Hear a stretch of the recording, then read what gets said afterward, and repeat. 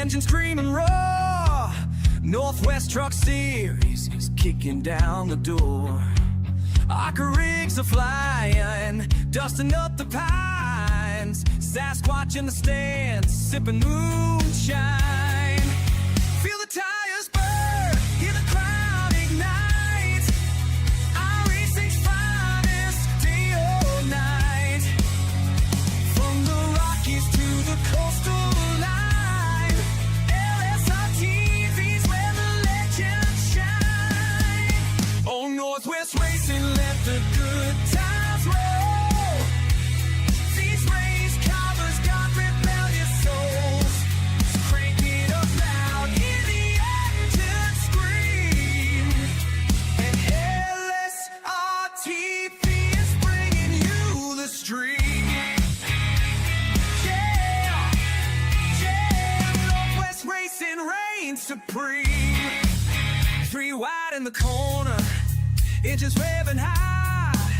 A southern tradition beneath the northwest sky. Checkered flags waving, hearts beat like a drum. Sasquatch roars for every single roar. Feel the tires burn, hear the crowd ignite. iRacing's finest, day or night. From the Rockies to the coastal line, LSRTV's where the legends shine. Oh, Northwest Racing, let the good times roll. These race drivers got rebellious souls. Crank it up loud, hear the engine scream. And LSRTV is bringing you the stream. Yeah, Northwest Racing reigns supreme.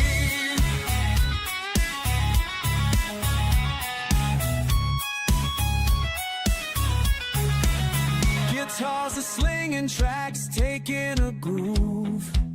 Northwest boys got nothing to prove. Grabbing gears and rubbing doors. Northwest racers always bringing more. Oh, Northwest Racing, let the good times roll.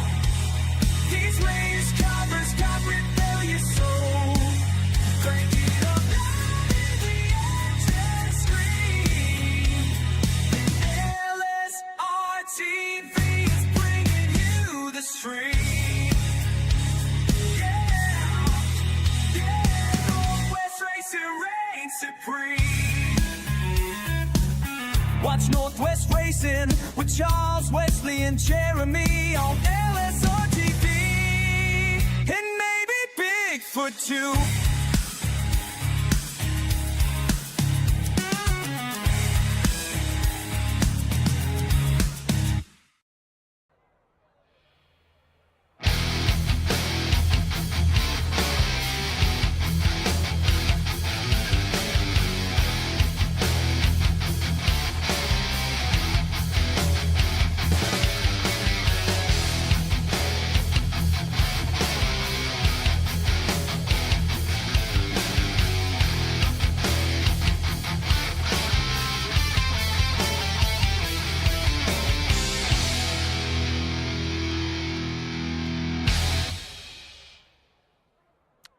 The Northwest Racing Series is back again for a new year. We welcome you to season number 13 for the drivers of the best iRacing on the Pacific Northwest. It is an honor, a privilege to be back with you again for my 7th season. The voice of the LSRTV Northwest Racing Series, Wesley Outland. Jeremy Stanley is back again for his 2nd full-time season, off and on 3 years with me as well. And Jeremy, the wait is over. The snow, however many times that it fell, has melted away. The temperatures, though it can't make up its mind whether it wants to be warm one day, cold the next, windy, cold, it's starting to feel a lot more like spring. Racing tracks all over, dirt, pavement, drag racing are starting again, and it only means the return of the Northwest Racing Series on LSRTV. What's up, buddy? How we doing, man? Excited to be back here. Daytona, back at the Super Speedway. March start, late March, but it's okay. It's I'm looking forward to it, man. Looking back getting this thing 2 times a week and joining with you in the booth for the second full season. It's gonna be a blast. It really is, man. And ladies and gentlemen, obviously, we welcome you to preliminary night for not only the Northwest Racing Series trucks, but also the Northwest Racing Series ARCA. And this is the spring series. So we will give you more information on this as we get a chance to speak to Jeff Stabnow, Sean Breitzman, and even Charles Wooten as our executive producer for the coverage. But the bottom line is this: there will be now 2 separate seasons. There's going to be a spring series that starts here right now. And the decision was made, Jeremy, that instead of taking off during the winter, why don't we actually start our real series for the Northwest Racing Series for trucks and ARCA whenever the real racing season ends around August, September. So that's the plan. And obviously, this is just like, if you will, an appetizer before the main course of the big season schedule coming up in the fall. Yeah, it's a different change of pace. I like the creativity. I like the thinking. This should work out in theory on paper. It looks like it's a fantastic idea to kind of split some things up here and there. And usually leagues get stagnant sometimes, right? But gotta get creative behind the scenes and try to maximize the drivers that show up, maximize the viewers that come to watch us every single week here, and it's just a good, solid idea overall. Check the VMix chat, my friend, and you'll be starting to get all the links that you need for timing and scoring, track maps, events, and so much more. There's a whole lot of cool stuff that they've updated on the world of SDK, my friend, and you should be able to keep track of it yourself. All right, so here's an idea of what we got coming up tonight. Charles Wooten, obviously, back on production, another season with the Northwest Racing Series. Coming up tonight, there will be qualifying, mere moments away from getting started. There will be single car lone qualifying. Everybody will have a certain amount of time to race the clock.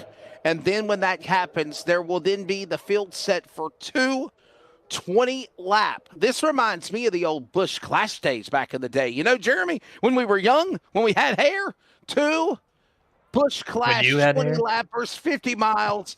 Well, I mean, I keep my hair kind of short, you know, so, but yes, 50 miles, 20 laps. Back in the day, that's what the Busch Clash used to be in the old days of NASCAR, and this is what we've got tonight. Yes, sir. Yeah, absolutely. Yeah, that's the correct way. You know, there's no long drug-out race, no single file run to the top or bottom. It is just hammer down, try to make the passes where you can. This is the racing I love to see. I mean, it's like you do a lot of short track stuff, right? There's no long drawn-out races. It's just go, go, go, go, go. And that's what we're going to get tonight. And it's some of the best racing you're ever going to see. Yeah, I get to do everything from NASCAR to grassroots, Darlington, and so many other things. Obviously, county line, Wake County. So you go from the short track level to the big national level. And this is Daytona. This is the world center of racing. 2.5 miles, 4.026 kilometers, 31 degrees of banking, climbing the racetrack. And you know, there's just something, Jeremy, about super speedway racing. I know that you love it. You know I love it. It's just, I know there's people out there that are kind of haters of it. But the racing, when it happens, is really exciting and intense to watch. As qualifying is just beginning. They've got less than 5 minutes to hit the racetrack. And Ryder Shifley is the first driver that we see in the Black Rifle Coffee Company Chevrolet to hit the racetrack for qualifying, Jeremy Stanley. Here we go. We're going to see who gets the fastest lap, gets the little bragging rights here to start P1 in the first ever race of 2026 for the Northwest Racing Truck Series. And very easy first lap. You just run the outside there. The second lap, though, is very sensitive on the wheel. Make sure you have your steering ratio set right. And the more or the less you turn, the more speed you carry through the corner, and any movement in between will slow you down and cost you a couple positions. And everybody wants that first pit box right before the exit of pit road.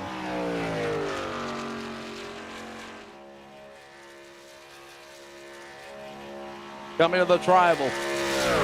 And let's get it started. Shiflett will, as he's gonna pick up some clock time now. He is right on the clock. Right now, Frank Harris will set the bar in the Ford 77.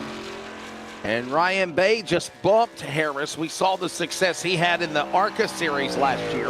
Oh, and by the way, Jeremy, there are now 4 manufacturers in the world of the truck series now. Yes, sir.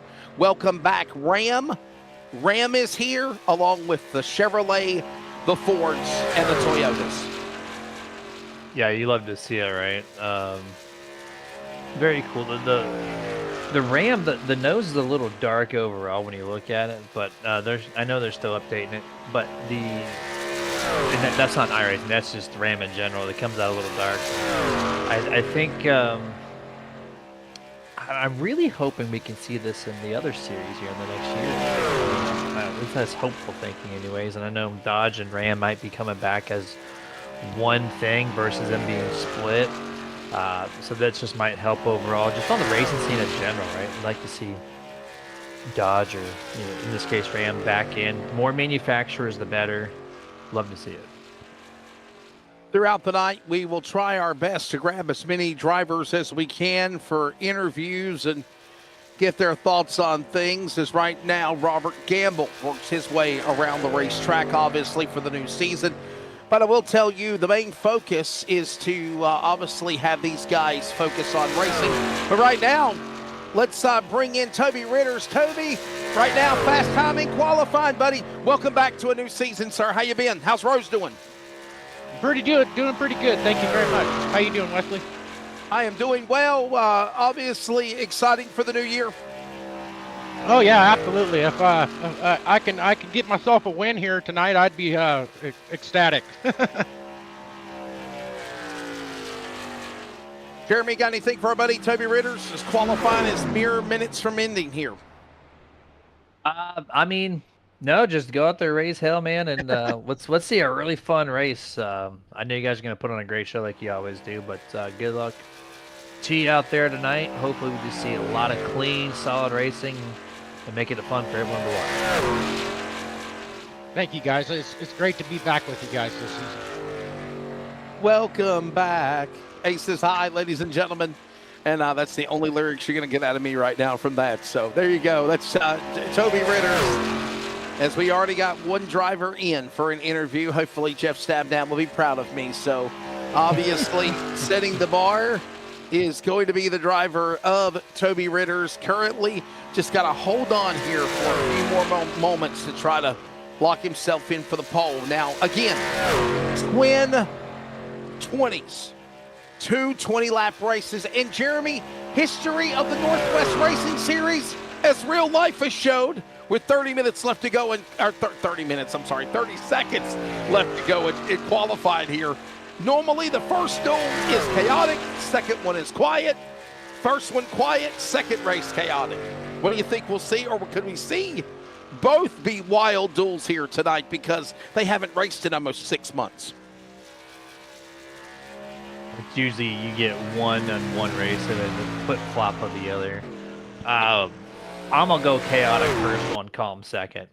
That's typically what I see usually. So chaotic, everyone's got the nerves going. You got some new drivers in here, so you got to learn how to race around them. And it's a stacked field here tonight. Good splits, 17 and 18 I think is going to be that number. So yeah, no, I think chaotic first one. Well, my friend, I hope you're ready. I hope the wife and, was it Tara and the kids have all been doing There well. Ladies and gentlemen, it is go time for the first duel for the night. And it will be the trucks first. ARCA will follow. And without a further ado, here is the starting lineup. Toby Ritters, you just heard from him a moment ago, for Aces High Racing, on the pole for a new season. To the outside, Ryder Shiflett. What a job for the Black Rifle Coffee Company, number 2. He starts in the front row. Tyler King, a former champion of the series, and Jeff Stabdown on the road to 500 career starts. He'll start fourth. Outside, he won this race last year. Kevin Smith in the 00, and alongside another former champion of Ryan Bloom. Row number 4, Paul Newton. The man that dominated road courses, ready to go at Daytona. And Chris Walters in the 9 to the outside. And your top 10, Roy Grande, get the Taco Bell ready. And a new name, Bobby Grady. We'll start 10, Jeremy. 6, you're going to find Kenneth Garber to the outside there, the 99 of Troy Daggett. Row number 7, you're going to find Ray Partridge there in truck number 8. Ron Hunter to the outside in truck 30. Row 8 and 15, Eric Cox in the 61. Chris Kine in the 57 starts at 16. Row 9 and 17th, Kyle Matthew. And 758, Stephen Paulison in truck 58 and 18th. There you go. There's the starting lineup. As there you see the field on the grid. They're ready to roll. If you're listening on the radio, we need to pause quickly for a break. Don't go anywhere. We go green when we come back. You're listening to the CRN Community Radio Network. We now pause for station identification.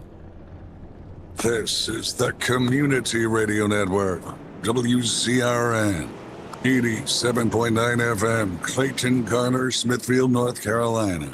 Proud to be in the USA. We are CRN. And we are back as well as another partner with LSRTV to bring you coverage all year long of the Northwest Racing Series.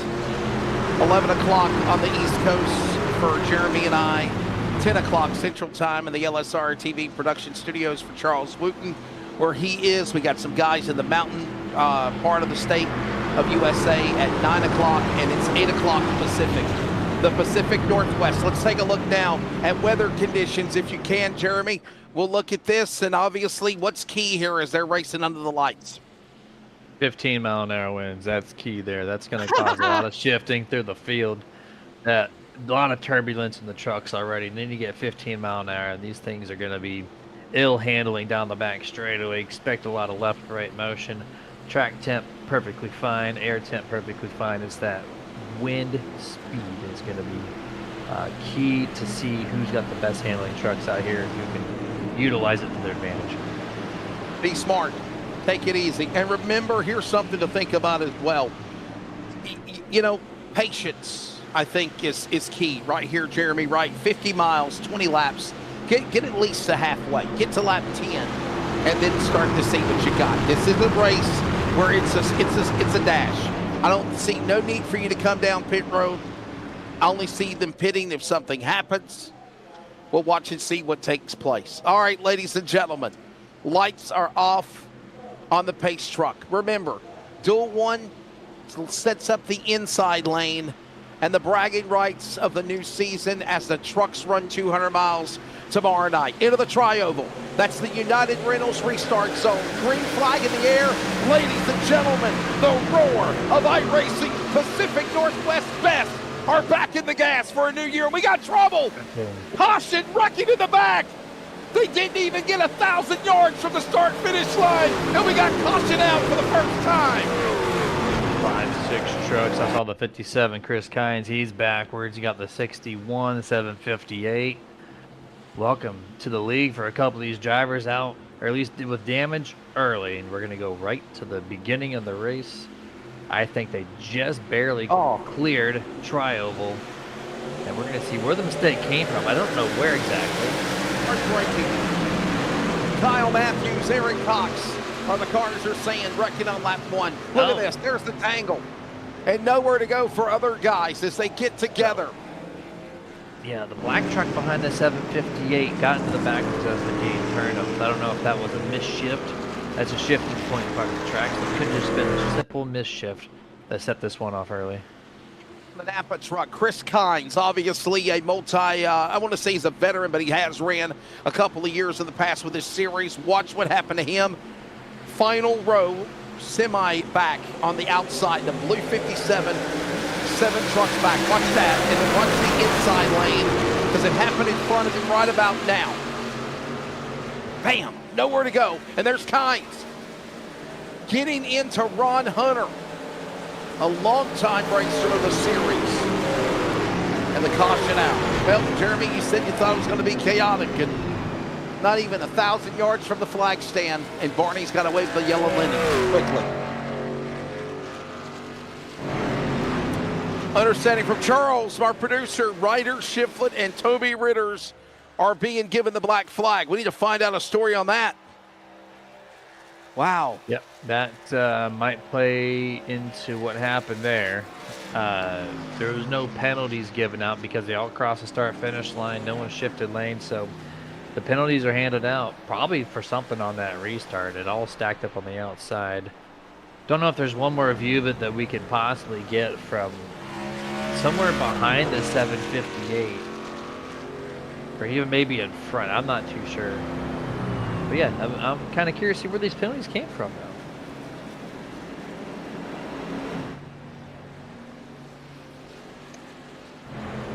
Watch this again here. Man, at pit stop are happening. Look at this, they're on pit road down.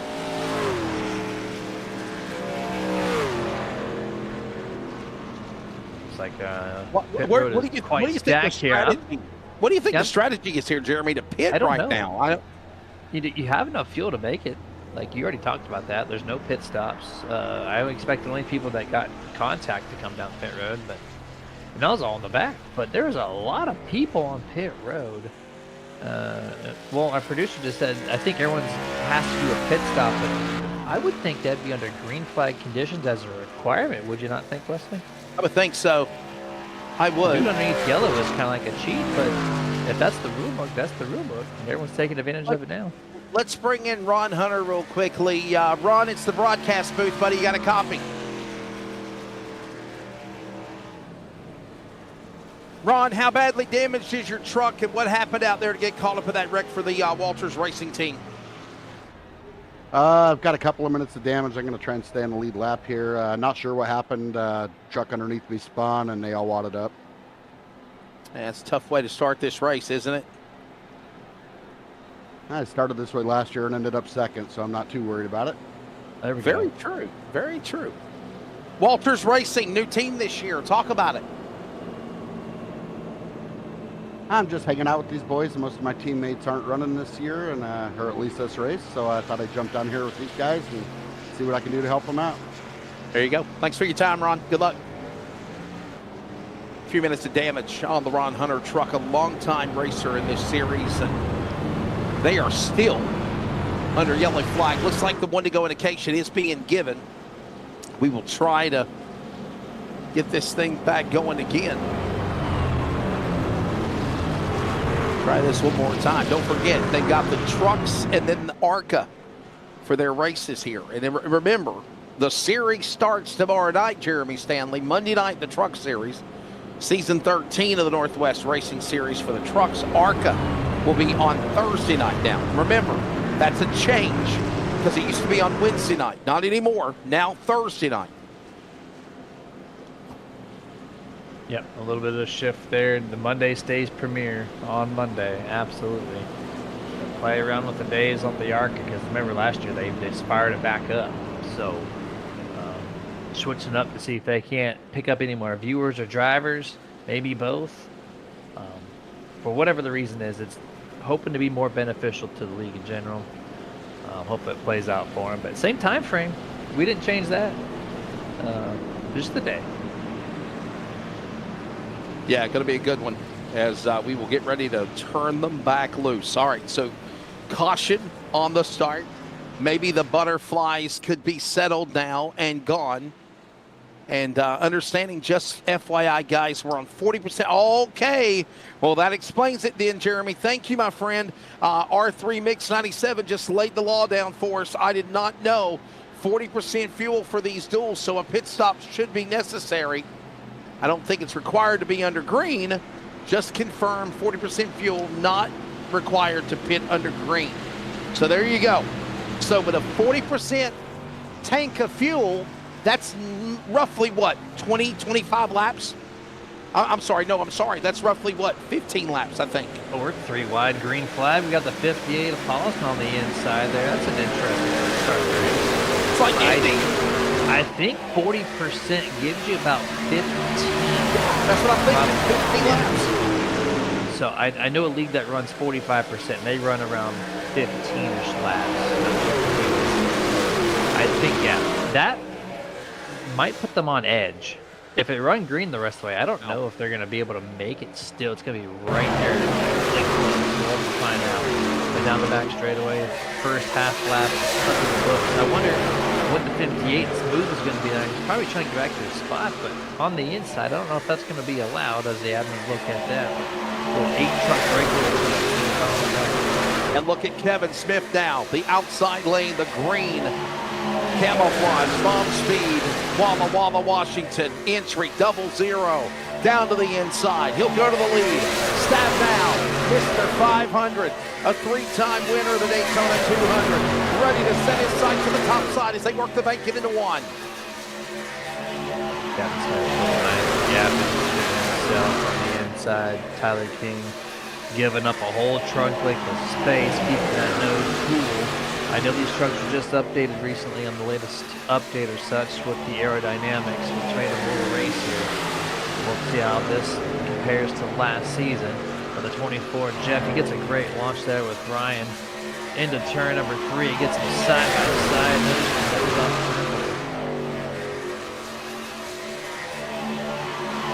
Back straight away, look at Stab down now up on the outside lane.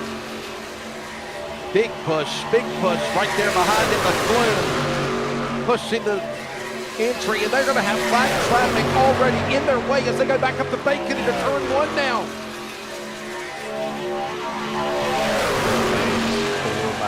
2 by 2 by 2, 4 rows deep, and you got a couple of trucks that caught the back end of this thing as a single file, obviously faster than 2 wide. Down the back straightaway, 13.5 laps left. Lane choices to the 24, and he takes the switch, takes the inside lead. Now the outside is broken up to just 2 trucks, Ryan Bloom and Walters in truck number 9. Kevin Smith might have a lane switch if he wants it as well off of turn 4. Tim Britt pulls the inside. Really does, as now they close in on some more slow traffic. There's already 2 or 3 trucks losing gain on everyone else now as they rumble back into the corner, back to turn number 1 and 2. Thanks to everybody that's watching. This is preliminary night, qualifying in duels for the Northwest Racing Series Spring Trucks and ARCA tonight. Race tomorrow night for trucks, Thursday night for ARCA, and they'll have about a 15-16 week season for the spring, and then we'll come back for a fall series. And right now, we are seeing Stab now show his strengths out in front. The man out of Billings, Montana. Trying to run down now the lap machine of Chris Kynes. Use him as a pick. Smith on the inside now, Jeremy, as they work off 4 into the tri-oval. And the injured truck there, the 57, Chris Kynes, he gets tons of space to the inside as he runs the wall. We have a 4-truck single file on the inside. The outside lane, Wesley, just cannot get going. They tried to 4x4 going from half a lap to a full lap, and you saw it just dissolve as the engine temps picked up, the oil temps picked up, and they realized that they can't get to the back bumper as much as they want to. And of course, the outside typically falls underneath that situation. As we come up to 11 laps to go this time, Jeff Stabnow leading the most laps in this first duel.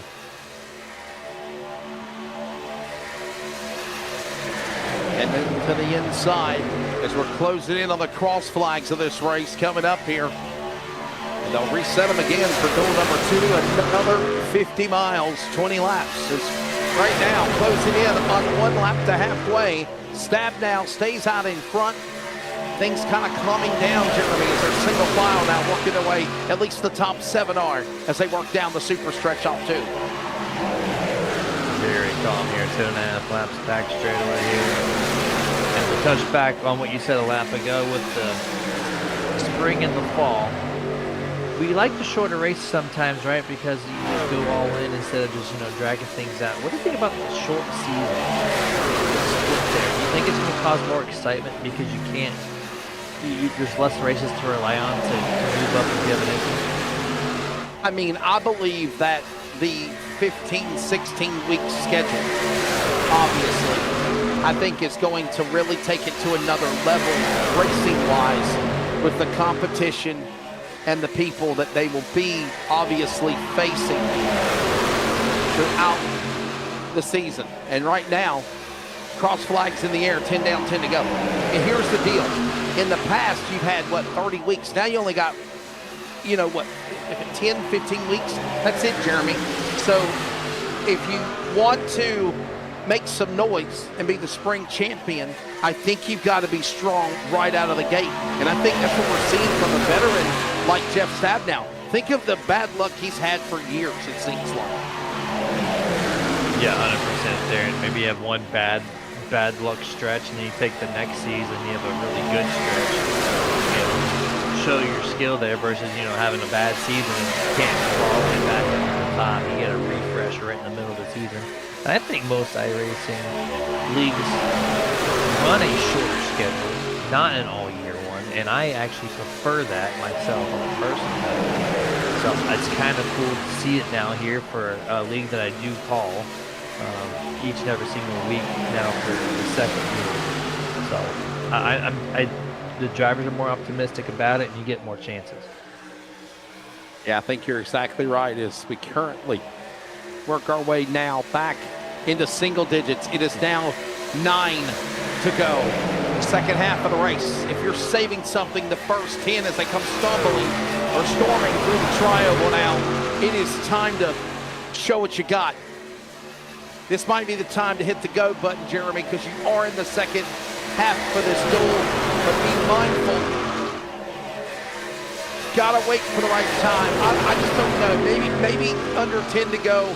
Start getting your chess pieces in order. 5 remaining. It's time to put it in stealth mode, beast mode, rocket to the front. And look at now Tyler King, the new leader.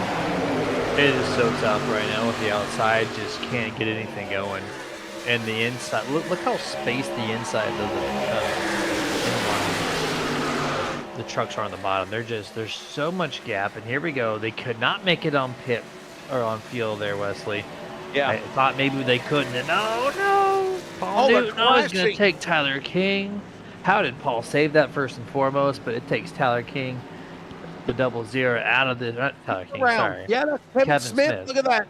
Oh, no. Kevin Smith is around. That's going to hurt him way more, obviously. But the 27, I don't know how he saved that, man. Great heads up there. Trying to... He took out the 00, but, man, I'm surprised he didn't spin it himself. And this is going to cause a little spacing here in this pack. Oh, and by the way, no caution. Oh, no! My goodness, and now Troy Daggett just got turned. No. Oh, he got turned. Did he get turned? There's a bump there on pit road exit. If you spin the tires there going through the gears, full throttle over that bump, it will take you out. And still, no caution amongst all of that just happened. Hello, Stewart Racing.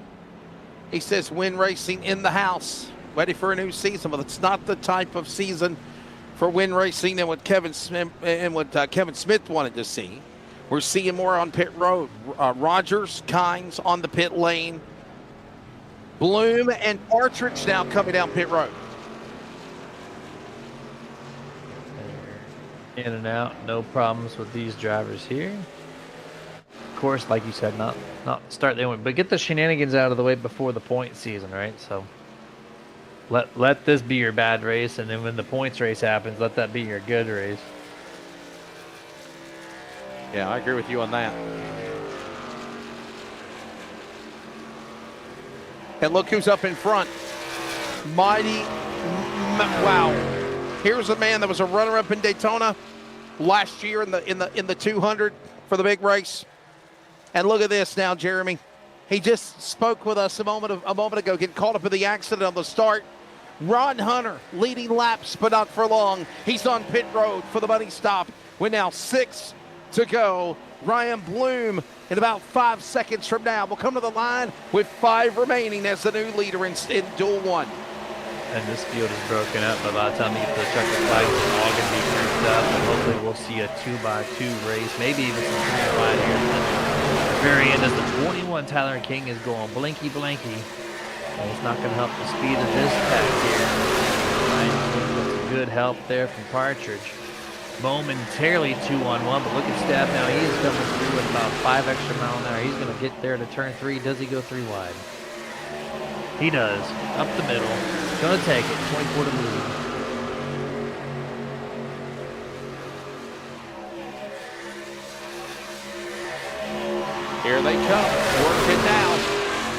5, make it 4 to go. When they come to the line, there'll be 10 miles remaining.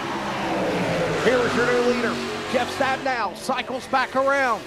Look at him start to slice and dice into the trioval. Bloom on the high side. Here comes now King. He'll drop down low. Partridge and Newton. Now it's pack racing time, Jeremy. Up the bacon into 1. King pushing the issue on the outside, barely squeaking by the 25. I was just going to say how Ryan had a great start last season in the early goings. And then it looked like he was going to be good here for this one, but just like that, one simple pass on the outside lane shifts the 25 from first back to 10th place almost, as now Tyler King, Paul Newton, and one of the new driver, Mr. Grady, going to take the inside here. Top 3 going to be 3 to go at the line. They'll come to the stripe. Look at him hugging the bottom. Tyler King showing his strengths now. How about Grady, the number 1 machine? The hunter is now the hunted because Stabnow is right on his tailgate, working into the corner. So they can't get that high side going. They're not confident. That's why they're still single file with 2.5 laps to go. They're trying. They got 2 up there now. They need a couple more to even try it, but they're probably going to have to wait until the last lap to make any moves. Here's Stabnow. He's going to be the brave one to take the charge with the 94 right behind him. And turn number 3, coming up to 2 to go. How will Jeff progress? Can he get to the front? That's what I'm wondering. Who's saving something here? Because it is go time. If you are. King and Newton jump to the top. They blocked a little charge there from the 24. That's going to allow Great Leader to make an attempt here with Ray Partridge on the inside, all over the back bumper of truck number 1. Was that the good move? Was that the smart move by the 21 and 27? It looks like momentarily it was, as he remained at the top. Stabnow looking to the bottom. He's going to clear the number 1. Getting to turn number 3, and Newton and King do the same thing. So just like that, momentum back to the inside. And here they come, working their way out of turn 4. The CRN, 1 to go. The white flag will come out. The Community Radio Network sponsoring once again the white flag for the year.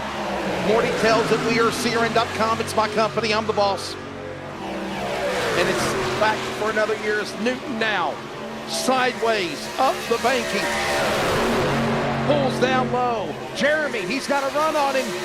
The road course King going after Tyler King. Down the back straightaway for the final time. That road course King no more, as he picked up a lot of momentum in the last half of the year in 2025 and showcased that he's great on ovals as well. And now here for the final time in turn 3, he's got the battle. Tyler King has been working with this whole dual race number 1 coming down to nose. Final time at the stripe. And it looks like Tyler King in the 21 is going to pick up the first checkered flag of the season. Bobby Grady pushing him across the line, and it looks like now they're saying Josh Childress. No, I'm sorry, it's Tyler King. My bad. I got SDK with multiple names on it, and my apologies. It is Tyler King, Ford number 21, getting it done. Beaver State Racing does it again. Tyler King. But what I was going to say, though, Jeremy, was what a push by Bobby Grady. New driver in the Hunter, yellow and red number 1, Chevrolet. He pushed that Chevrolet, or the Ford of Tyler King. And I really couldn't see anything happen with Stabnow, and obviously the help that he had was gone. The trucks on the inside looked like they lost momentum. Man, how the mighty have fallen, because normally you're seeing the outside lane not work. The bottom lane is the way to go, not the ladder here in Duel 1. We saw the top side be the way to win this thing. Yeah, there was just every truck on that last lap shifted lanes for the most part. And when you have all that shifting happen, it just takes a little bit of side draft, and the side draft plays a big effect on the outside of the truck. So when they all shift like that, it was almost a no-brainer for the 21 to get to the right rear corner panel, of the 27 and zoom right by on the outside. That's not the first time he passed someone on the outside. Remember, he passed Ryan Bloom and shifted him to the back, doing the same thing, just a little bit more tighter corridor. And that was a smart move by the 21, and it paid off. Well, ladies and gentlemen, it is now time to introduce the starting lineup in just a moment for duel number 2. Remember, duels tonight for trucks and ARCA for the races on Monday night of this week and Thursday night. Ryan Bay is on the pole for duel 2. To the outside, Brian Barnes is ready in the number 4, a former Cup Series champion. Tyler Aldo will be in the 88. Taylor Alto to Josh Childress, loving the shades in the 39. Row 3, John Ottenbacher, ready for another year. And Chris White as well. He's been also having a lot of fun taking real racing photography pictures. Row 4, we'll find Sean Breitzman, the all-time winner of the Northwest, and Trevor Fetchner, a new name in the 12. Top 10 Jeremy will find Frank Harris, the legend, and go Yankees, even though he's from the Northwest. Fred Johnson in the 7, ready to go, top 10. Row 6, James Vining in the 333 and 11th. Gary Nichols in 753 and P12. Row 7 and 13th. Robert Gamble in the 54, and then 14th to the outside, Sean Pomeroy. Row 8 and 15th place will be Devin Matthews in 757, and Bay Adamson in truck 19 and 16. And then row 9, all by himself, Bryce Dickman in the 18 will complete the starting lineup for duel number 2. So there you go. It is another 20 laps, 50 miles, 40% fuel capacity. So we're confident here that between 12 to 15 laps, Jeremy, if somebody decides to go for the undercut, they got to come down to the pit lane. Bottom line, you're stretching it maybe to 17 out of 20 if you're lucky. I just don't know if that's going to happen or not, man. And hey, one caution in duel number 1. And it happened 300 feet after the start finish line, I feel like. And there's the jitters, like you said. So hopefully we don't see that. We don't want to see anyone with damage, right? It's a short race. We want everyone to be at the finish. I want to see all 17 of these trucks competing for this race win. Let's see the green flag pit stop, which could be about halfway. And then, still don't know what happened on that restart, though. I still don't know how the outside checked up, whether it be a misshift or whatnot. But these guys watched it. They know what could happen, and they don't want that to happen again.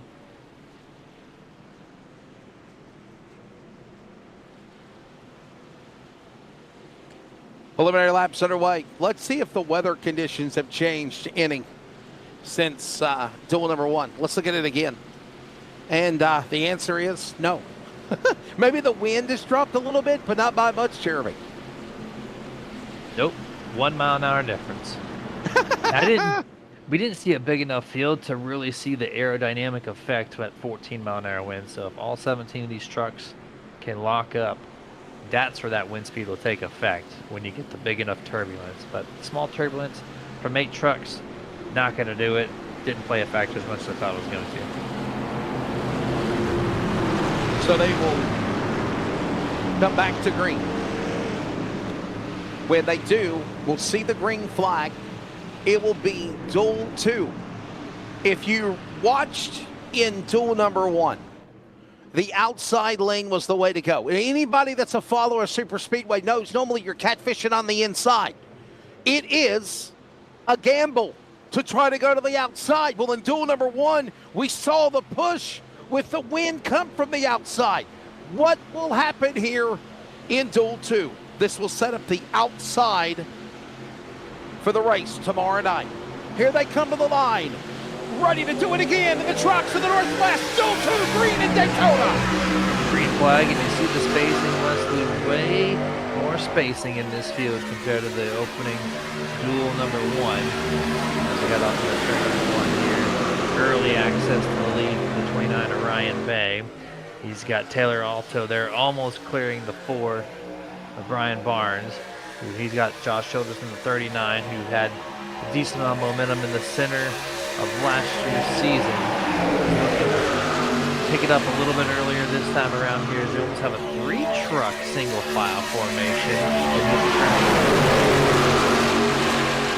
Staying on the gas right now into that third turn as they dive into the 3 and 4 corner. Coming off of that 31 degrees of banking. And it's Ryan Bay. Do you remember the amazing season, Jeremy, that Ryan Bay had last year? I think he locked himself up the championship of the ARCA series as well. And right now, he is showing his strengths as the new Pied Piper in the early going here in Daytona. Yeah, early ARCA last year was just absolutely phenomenal for Ryan Bay. And he's looking to do just that this year, maybe even in the trucks as well.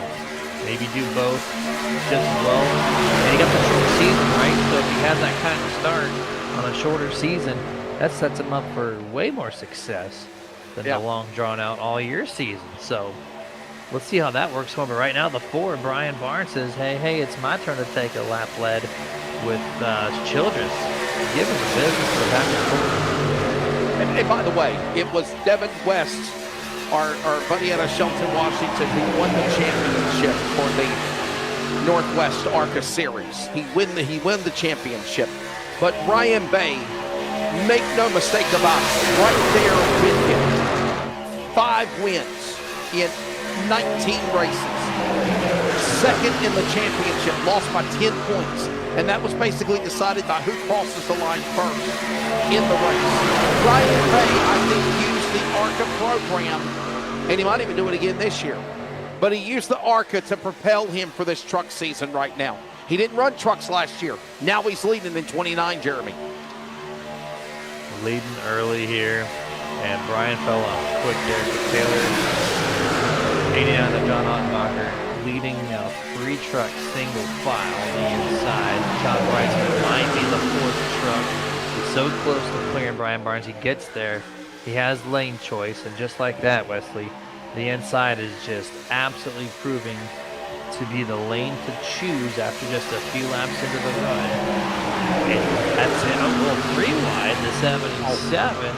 Mr. Frank Harris, a little left to right motion. And maybe the wind's playing a little effect. This truck got upset on turn 2 exit.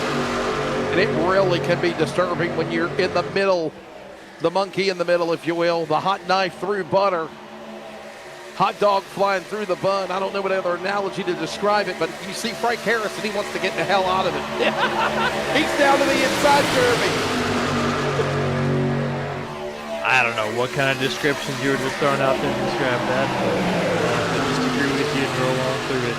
We have 2 of the Rams out here this field. The dual race number 1, I don't think we had a Ram. Yeah, we got 2 in this one. We had one in this one. Rams with Vining and White, Christopher White. Right now, 10th in the 7th position right now. Triple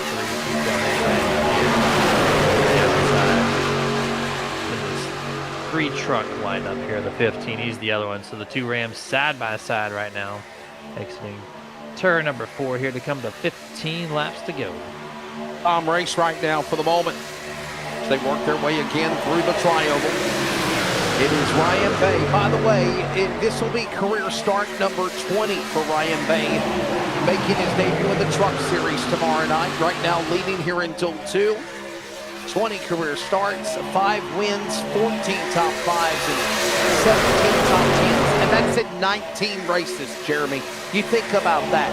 74% of his races in iRacing have been with Northwest top 10 finishes. Unbelievable.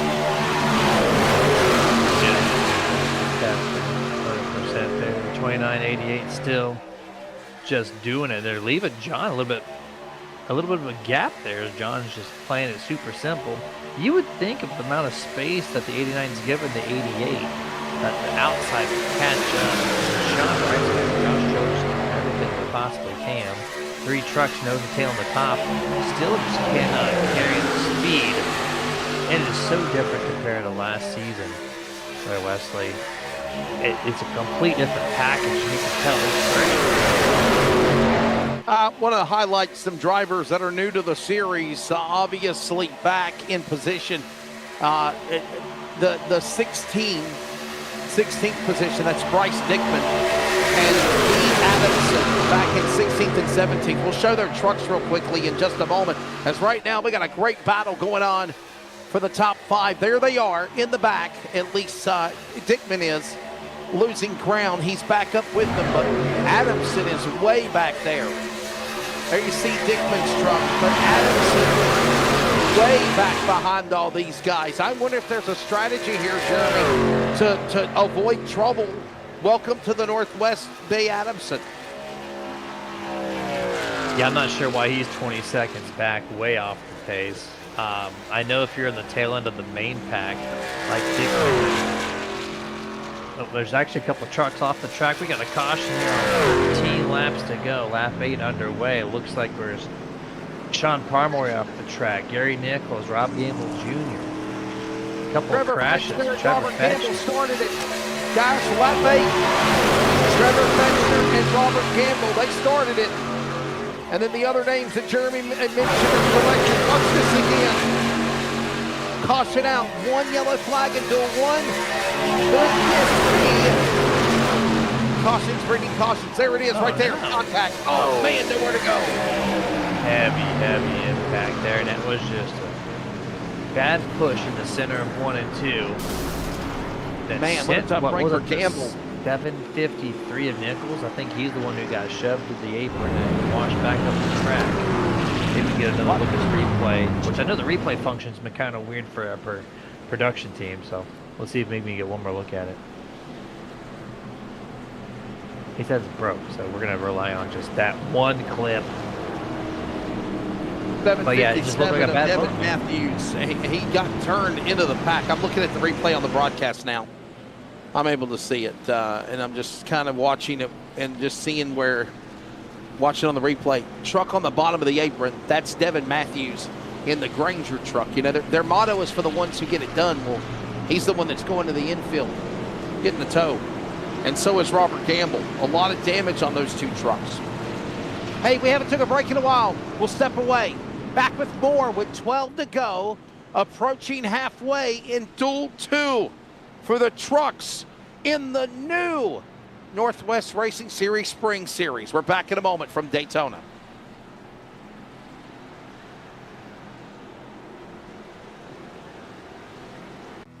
Round 1.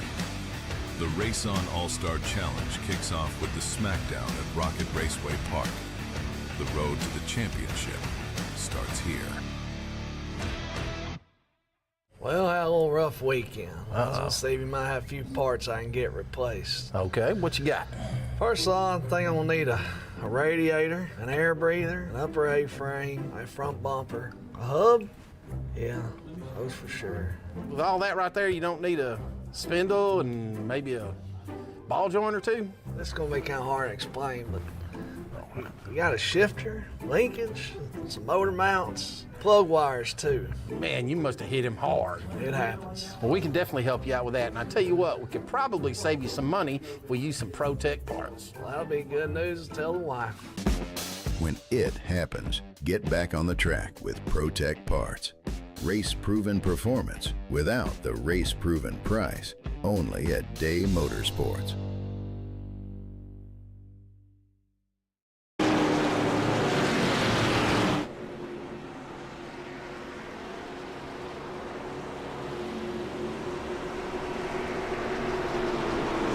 Hey, we're back at the virtual Daytona International Speedway.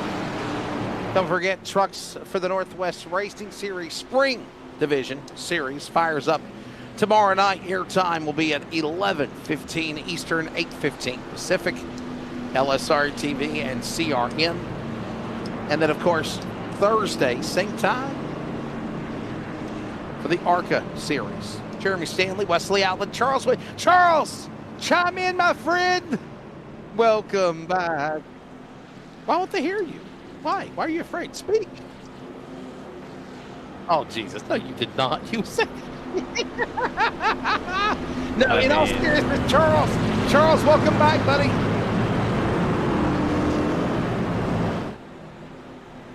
Yeah, the radio will hear him. He's back and better than ever. He's back, but I'm back, and I'm not back, but You can hear him on the broadcast on the radio, wearecrn.com, but not on the video stream. This is why people think we've gone crazy, because of him. That's the guy in our ear. And we changed how we did audio this year versus last year. So I have soundboard lights, Wesley. You have to click all cool stuff, man. We got some new functionality. Hey, before we go back to green, let's check in with somebody. Well, the guys that I wanted to talk with that were caught up in the accident are nowhere to be found. Yeah, just pull a name out of the hat, bring him up in here. You know what? Let's bring in Frank Harris real quick. Let's talk to the legend before he goes back to green for Aces High. Frank Harris, it's the booth, buddy. Welcome back. Frank, can you hear me? Oh, yes, barely. Man, I was going to say, welcome back. It's a new season. Truck looks good right there in that John Deere green. Thank you, sir. Yes, it's good to be back, man. Really missed the racing action, and glad we're all back into the seat again. We got a little bit of butterflies, but hey, we're hanging in. You're the only guy that I think so far in the duels has gone 3 wide, and you survived it. Well, I hope so. I hope so. Hey, it's good to see you guys. The fans, have fun there watching the race, and we'll see you on the ARCA side of it. There you go, ladies and gentlemen, the legend, Mr. Frank Harris. Known him for a number of years since the COVID times, and still kicking, loving it. Aces High Racing, who he's with this year. All right, so we're halfway home. It took, 7-8 laps before the first caution come out. Jeremy, everybody comes down pit road from what I'm looking at statistically. Everybody. They're ready to carry this thing to the finish. No green flag pit stops. It is halfway through. They got the fuel mileage, about 14 laps at the most. We got 9 to go on the restart. So unless you get damage, pit road is closed to you. Pace truck down. 29 still leading the charge there with John Onbacher leading the outside this time. And green flag back in the air here. Here we go, setting off the second half. Jeremy might not want to say it, ladies and gentlemen, but you know what I mean. It's about to be on like coffee call as they work back to green. No Donkey Kong sound effects for you on my side. Go to the outside early. At least he thought he was going to. Onbacher didn't want anything of it. He's going to shift his truck to the outside. Still give him a great show. Off of turn 2, going to put him back door to 29. And actually, 89 might have it. He's got about 2/3 of the way clear to the 29, but then Taylor Alto doing a hell of a job keeping the 29 front page. How about Audenbacher? Here comes John Audenbacher, also from Billings, Montana. And he is showing his strengths up in the top spot. Look at this guy, Audenbacher now. Could it be a new year for this gentleman as he goes to the top spot? 8 to go. Bay now back on the inside. They're door to door, Jeremy. Wow. Yeah, much tighter pack compared to 1. And I'm really impressed how Josh Childers is able to keep gridlocked with the 89 here. So far not letting him go at all, but Onbacher is going to clear himself there now. Childers is going to have to get somebody behind him there as Onbacher gets a little squirrely on turn 3 entrance. You know, John Audenbacher is on the road to 500. He ended the season with his career 450th start. He has 7 career wins, 82 top 5s, and 193 top 10s. Averages normally 50% of his races in the top 10 or 43%. 7 to go. Childress now powers to the lead in 39 on the top side. Keeping this door to door here. The inside might come into effect here in the next lap or 2, as most of the trucks go to the inside now on the back straightaway this time. A little bad bump from Harris to the 15. That's off the inside to get a little bit more momentum there as Childress lost his draft partner momentarily.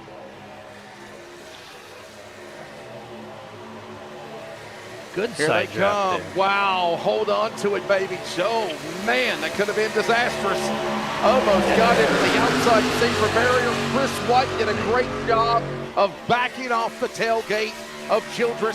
Reset again, Jeremy. 6 to go, back into 1. See the side draft that Josh did there when he lost the 15 momentarily, got right to the middle and slingshotted himself back to the race lead. So the side draft is definitely in full force here if you can utilize it right. But now they got their draft partner. They give each other tons of space once more. 5.5 left to go this time.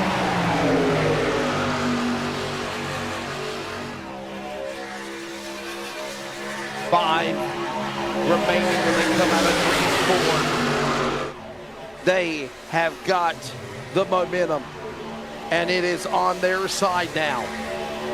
Keep an eye on Adenbacher. Push on the bottom. He's got friends.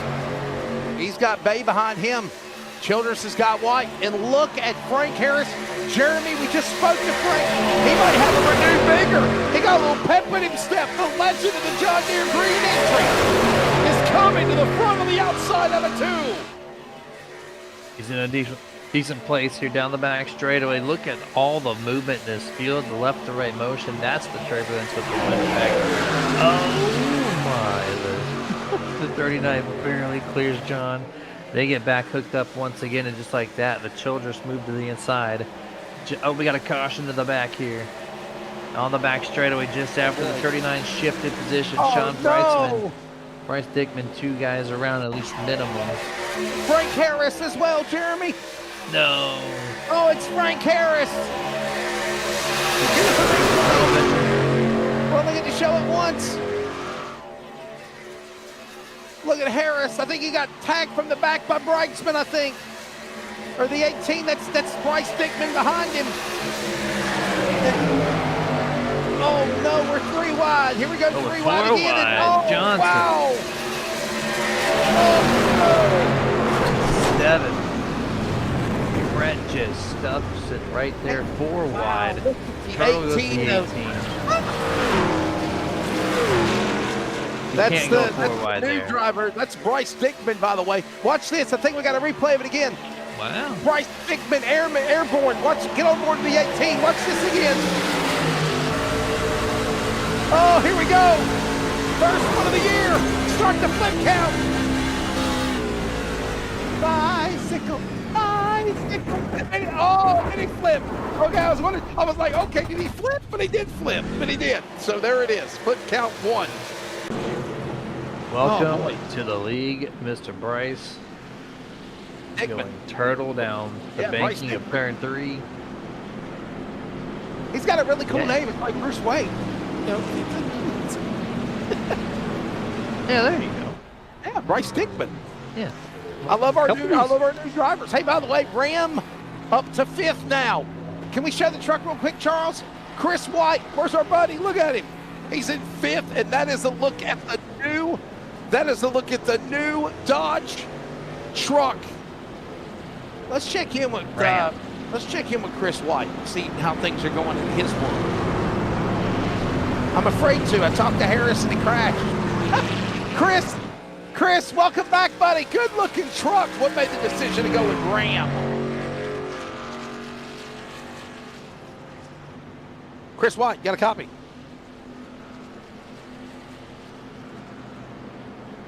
He ain't talking to us. No, he doesn't want it. He knows the broadcaster curse is real. Yeah, he ain't talking to us. That's it. All right, Chris, don't leave me hanging. He's playing We've it been smart, so man. much together. Hey, Chris. oh, wait a minute. I saw lights. Oh, I did too. I saw lights. I bring you back, buddy. Chris, are you there? Got me? Yeah, buddy. Yeah, technical difficulties or something. No, I was hitting the radio button in the stream in the race and hitting the wrong button, man. Hey, good looking truck. Welcome back to another season, my friend. And why Ram? You know what? It's a new truck on the service this year. Ram's back in NASCAR. I just figured I'd kind of go with the change and run Ram, see how it goes. What do you think of it? Hey, so far we're running pretty good here. Hopefully we can get up there and at least get a solid finish. You know, you never know here at Daytona. It's just a crapshoot. Jeremy, got anything for our buddy, Mr. Chris White? He had some good racing. I'm just kind of curious of the 14-mile-an-hour winds. Is that planning to affect you guys down the back straightaway? I see a lot of left and right motion. Yeah, I mean, that's a typical thing here, you know, Talladega and Daytona. You get that snaking effect. Trucks, you know, if the guy in front of you is not holding it straight, it's kind of hard to line up right behind them and get a good push on them. And you kind of follow suit, kind of snake left and right. The wind's not really getting me too much, but we'll see. Man, one more question. I know we're coming to 1 to go. Ready for a shootout here with 4 remaining, 3 to go, actually. Man, your take of the series, getting back going, obviously. Starting a spring series, but then the national series will be in the fall. Your take on that, Chris? Yeah, you know what? It's nice to come out here and just have some fun, kind of run these trucks. I think these fun series, summer series, spring series things that we got going on will keep everybody kind of in tune throughout the year as we get ready to do the big time season this fall. I think it's a good move. It's a good move on the series to do what we're doing and kind of run the series in the wintertime, so that way when people have summer vacations, they're not missing races and so forth. And a lot of exciting things coming. I think everybody's going to enjoy it this year. I think there is a renewed vigor of the Northwest Racing Series. Not saying that anything's been wrong with it in the past. I just think there's time for change, and change is a good thing for this year. Chris, thanks for your time, buddy. Good luck. Appreciate it, guys. Yeah, thank you. Chris White, and one of the drivers of 3 donning the new Dodge Ram truck. There you go. He said, why not, for the Ram switch. Yeah. Just why not? Shiny new toy to play with, and that's what he's doing. Obviously, they got a lot of exposure during the race for the seat, the Dodge Ram race for the seat, and a lot of Ram race for the seat. A lot of those drivers, really good friends of mine and racers that I've called many of their races over in the past. And I know that Colleague Racing's Chris Rice was telling me that they are planning to do a second season of that.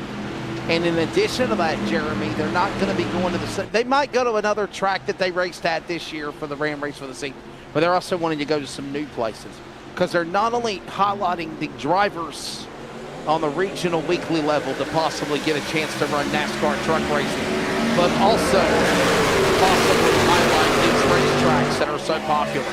Back underway, green flag.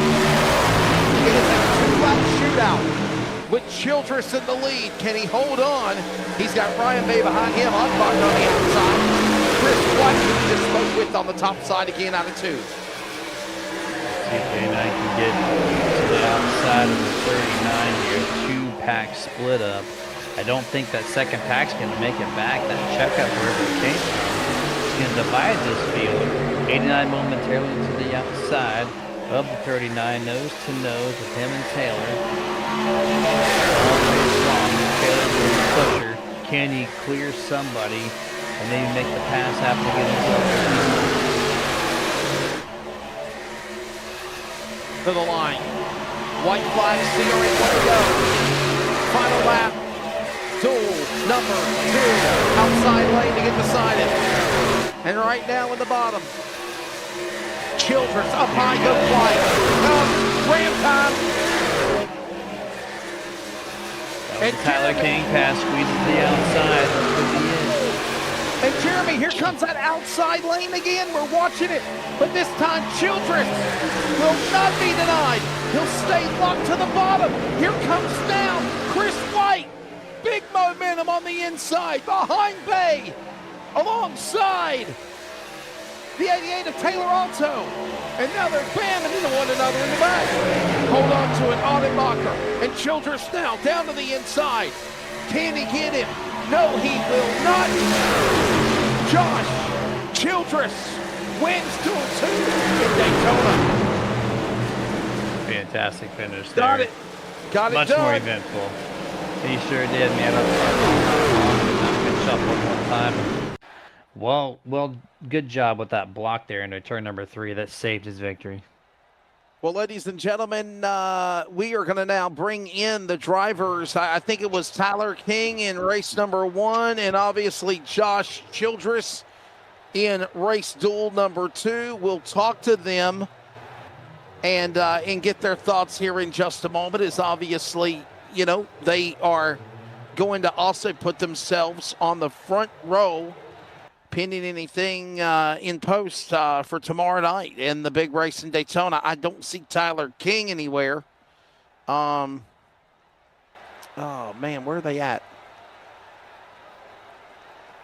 Oh, I knew we were going to try to talk to him. We have Josh. Josh is ready. We've got Josh Childress, I think. Josh Childress is with us, so we'll bring in Josh real quickly. Josh, it's the broadcast booth, buddy. Congratulations, winning Duel 2, Daytona. Hey, thanks, Wesley. Yeah. The last lap, last couple of pushes there, surviving, getting it done to win, running through us. You'll let our audience know, you know, obviously having help, having friend pushing there. What did it take? You know, I was trying to hook up with Taylor Alto right there, and we just couldn't get connected all race. So I just, you know, tried to work with Sean, and him and Taylor and Ryan were hooked up really good, and then they got separated, and Ryan ended up pushing me, and you know, I appreciate him doing that, and you got to throw the old 1 block in there, and it worked out in my favor. Yeah, I was going to say, man, fantastic block there. I thought the outside momentum might have had a chance, but you timed it so perfectly. It separated the field a little bit. And you never left the front, man. You were just locked in the whole race there. What kind of things did you do behind the wheel to keep your truck in that position the whole race? Well, Sean Bridesman taught me a lot last year. Keep my cool and just run my own race, and my teammates, you know, Corey and Jesse did too. And so I just kept the nose clean, ran my own race, and just kind of pick and chose where I went and how I went, and it worked out. I'll tell you what, before I let you go, Josh, starting on the front row for Daytona tomorrow night in the trucks, man, you got to be pretty happy about that. I want to say it's probably one of the best starting positions you've ever had in your iRacing Northwest career. Oh yeah, super pumped about that. Well, man, before we let you go, you got anybody you want to thank sponsor-wise? Yeah, Plum Perfect, CED, Georgie's Highway to Hobbies, my wife for letting me do this, and just you guys up in the booth. Make it really fun to watch. Ladies and gentlemen, Josh Childress will win Duel 2 here in Daytona. So the plan was, Josh, we'll let you go, my friend. Thanks for your time. Get ready for ARCA coming up next. That's Josh Childress. So the plan was that we were going to speak to the winners of the duels at the conclusion of Duel 2 for trucks and for ARCA. Tyler King, I don't know where Tyler is. If he can pop in here within the next few moments. And speak of the devil, there he is. There it is, man. Speak of the devil. Tyler, welcome to the booth, buddy, and congratulations on winning Duel number 1 on the pole for Daytona. Ready for another championship season? Yeah, buddy, on the pole for row number 2. Yeah, I'm glad you guys. I didn't know if you guys want to talk to me or not, but I figured I'd pop over and say what's up. But yeah, great start to the little shortened, abbreviated season we got here. Shocked to be not wrecked at Daytona, so great start to the year. Oh, well. That's always a fantastic way to start the season off, right? Hopefully that continues on tomorrow at Daytona. Full race number 1, man. How you feeling about it after that little 20-lapper? I guess I hadn't driven the truck since the season finale at Chicago. Sports car racing, but Paul and I work together like always, and I feel like we've learned a lot about the new aero package and how to race here. And I know a lot more than I did 20 laps ago. Tyler, how fast do you get acclimated to getting back in the groove of running with the Northwest, with the competitors, with the drivers, the veterans that you know, but there's some new faces and new places and cars this year as well? Yeah, I mean, most everybody that was in my race raced around a lot. You know, Ryan and Jeff, obviously Paul. So, you know, I'm very familiar with all those guys.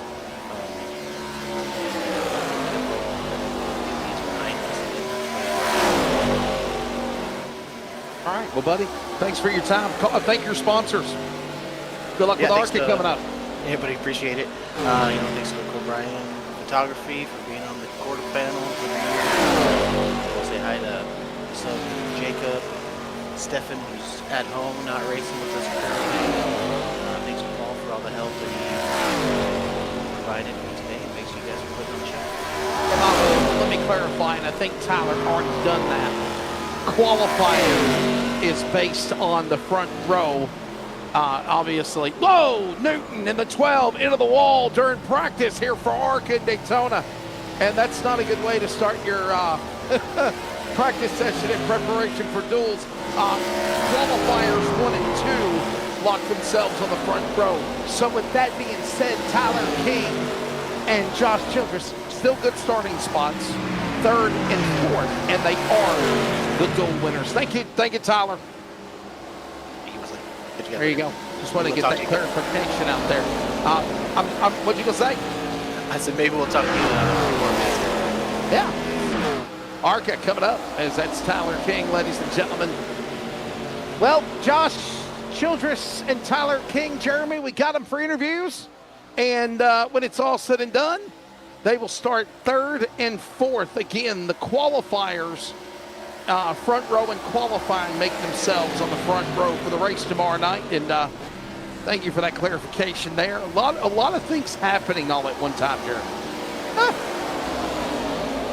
There's a decent amount of changes here, and they got that cleared up. And now we know how this is going to go for ARCA. And then we have 3rd and 4th up for grabs, not necessarily 1st and 2nd, but still though, 3rd and 4th, you want to start toward that front, right? You want to avoid shenanigans in the back. You saw in dual race number 1 for the trucks.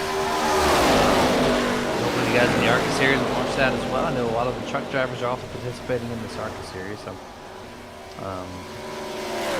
maybe we'll get a little more excitement. We had a lot of racing excitement in Duel 2. Duel 1 was kind of lackluster because of the crashes, but see if we can push the limits a little bit in these ARCA cars and have some fun. Let's try to bring in some drivers maybe that we could talk with. I will tell you, we're going to hear some new names as well, because some might not have ran the trucks. They're just running ARCA only. Some running ARCA, not running trucks. So some of the truck drivers might be different. Some might be the same. Let's bring in some drivers. And man, I'd be hard pressed if I didn't bring this guy in. The Cat Man is here. James Vining, welcome to another season, my friend. How you been, brother? Good. How you doing? Oh, another day in paradise, brother. Right on. Y'all excited for the summer or spring season, they call it? I want to get your take on that, man. I mean, as long as we've known each other in the Northwest, you've been an avid supporter when you can, and the cat's not attacking you. So, you know. Yeah, I'm like it. I like the idea of spraying it. You know, spraying up the main one during the summer so people can do the things, not have to worry about missing races. And then having these 2 or 3 actually, we got a GT3 one too that's going on. During the spring, to still give us something to do, have fun. Percent there, dude. Go ahead and enjoy it. It's a free night here, and we get set up for Thursday. How'd the trucks feel, man? The trucks felt a little different on the visual side. How did it feel behind the seat? I actually was pretty impressed with that. It's one of the most stable fixed setups I've ever drove in that truck. It felt really good.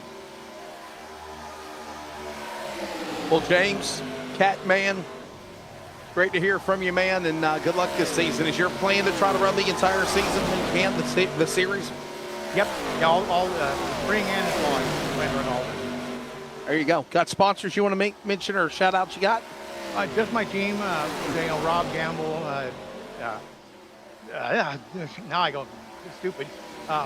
Frank, Stephen Paulson, Roy, those guys for just hanging out and putting up with me. Well, we appreciate you, James Vine. And ladies and gentlemen, that's Catman James Vining. He is ready for a new season. And, of course, it's always great to catch up with the man they call the Catman, and looking forward to what he'll be able to do this year. They wanted us to try to talk to so many drivers. And with that being said, Jeremy, also try to talk to some guys that we normally don't maybe talk to make them feel welcome, to make them feel wanted in the Northwest Racing Series, was the words of our boss producer. Let's check in with another guy that we love to chat with when we can. Roy Grande, how's things going, my friend? Amigo, it's a new year.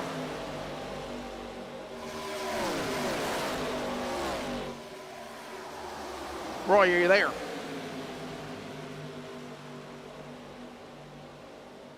All right. Roy Grande does not want to talk to us, Jeremy. I guess not. Maybe he's also pressing the radio button in session versus on Discord. Who knows? No, maybe not. I was hoping I could figure that out, but no. We're going to put him back in his spot. Yeah, I'm going to drop him back. Some guys just get tongue-tied. You saw what happened to poor James. He was excited, and then he just was stepping on himself. Let's check in with our buddy Stephen Paulison, maybe. Check and see how he's doing. Hey, Steve, it's the broadcast booth, bud. You got a copy? Yes, I do. Hello, my friend. Welcome to a new season of the Northwest. You ready for it? And I was kind of surprised by it, but so the answer would be no, but I'm going to go for it anyway.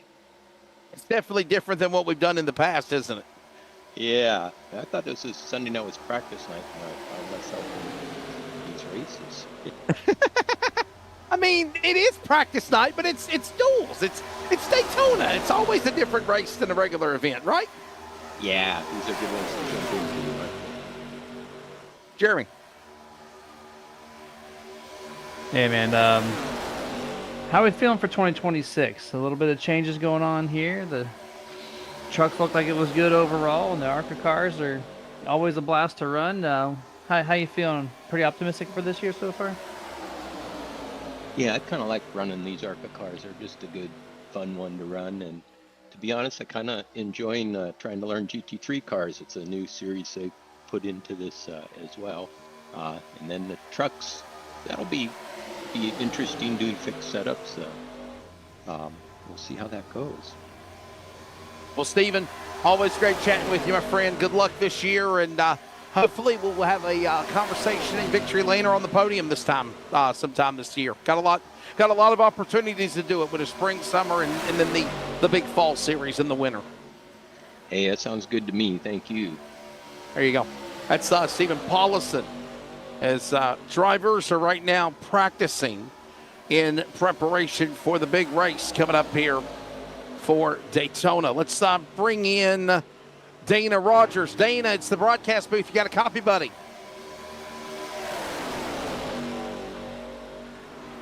And I think Dana's got his mic muted. I just noticed that I see he's got his mic muted, so we might not be able to get him.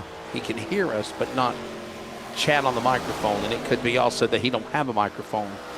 Let's see, who are we going to bring in? Robert Gamble. Let's check in with our buddy, Robert Gamble. How about that, Jeremy? Let's bring him in. And always great chatting it up with Robert Gamble, A.K. Robbie. Robbie, it's the booth, buddy. You got a copy? I do. And it's so good to hear your voice again. You ready for a new year? I am so ready for a new year. How you guys been on the off season? What off season? I know you've been out there slamming around, haven't you? Always hustling. I think Jeremy's had an off season, right? Jeremy's enjoying the Florida weather and stuff, right, Jeremy? I get right. Oh man, well, no, it's good to be back. Good to hear you guys. Man, I'm really looking forward to this season, the spring season, and then the big one's going to start this fall, so that's kind of exciting. We're going to have Northwest Racing year round. I'm loving it. Not only does it mean we make more money, but there's that too. I love the fact that in all seriousness that some guys actually said, hey, look, what if we actually did our big season whenever we're done with our regular season, because a lot of guys are real race car drivers, right? We have real racing, real announcing, real work, whatever. The one thing I love about doing the Northwest is because, I mean, anybody that knows me I'm a night owl, right? Like Jeremy. Hello. Jeremy's got to be a little bit quiet because the kids and the wife are asleep, and I understand that. But, like, we're night owls. We stay up late. But the thing is it just works out perfectly, because what better thing to do than Monday and Thursday night work with you guys? And we're going on 7 years of knowing each other now, and it's just a fun time to spend with each other in the world of computers and iRacing and broadcasting, you guys. No, it's absolutely it's a blast. Love this series. Love everybody here, and yeah, hopefully we'll have some good races this time or this year, and put on a good show. Well, there you go, Robert. Thanks for your time, man. See you tomorrow night. Have a good one. There you go. There's Robert Gamble. Let's check in and get some thoughts from our buddy Ray Partridge. Partridge in a pear tree. Ray, you got a copy, buddy? Yeah, I got a copy. What's going on? How's it going, my friend? I hope you're doing well.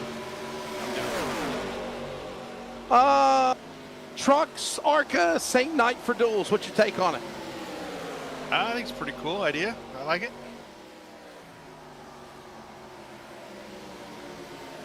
Jeremy. Cool, yeah, it's a couple sentences there to answer your question, or a couple words rather. But good racing the trucks, man. That was a lot of fun to watch. How are we feeling about this ARCA stuff now? Getting switched over from a truck to a car. I haven't been in it since last season. I had to drop out of last season about midway through or so, but I kind of like the ARCA cars. The trucks, on the other hand, I'm not too thrilled with the new package on the speedways, but it is what it is. Well, buddy, we'll let you get back on track, you get acclimated, and we'll see what you do in the ARCA race, bud. Welcome back. Appreciate it, guys. Have a good broadcast. You too, my friend. Appreciate it. Ladies and gentlemen, that is, of course, Ray Partridge, and we'll put him back with his team there. Yeah, talked to a lot of the drivers, man. This is kind of cool. Well, we're knocking them out, ain't we, man? It's always good to get these thoughts of these guys. And Charles, we're going to bring in somebody that we actually mock broadcasted earlier. We mock broadcasted this guy earlier this afternoon when we were doing sound check to prep and prepare for the broadcast. Chris Walters, what's up, buddy? How's it going? I see that number 9 looking good. It's going. Hey, got a lot of friends this year for Walters Racing. Tell me how you put together a team now. Well, we've started with a team, Taylor and I and Spencer, and hopefully we'll get Josh and everybody to join. So, and do good at these bigger tracks. Is that the key here, my friend? Obviously, as we're watching you practice here in the ARCA session here, is that the key to maybe have your team, have your people per se? Is it going to come down to that, you think, for tomorrow night and even Thursday for ARCA?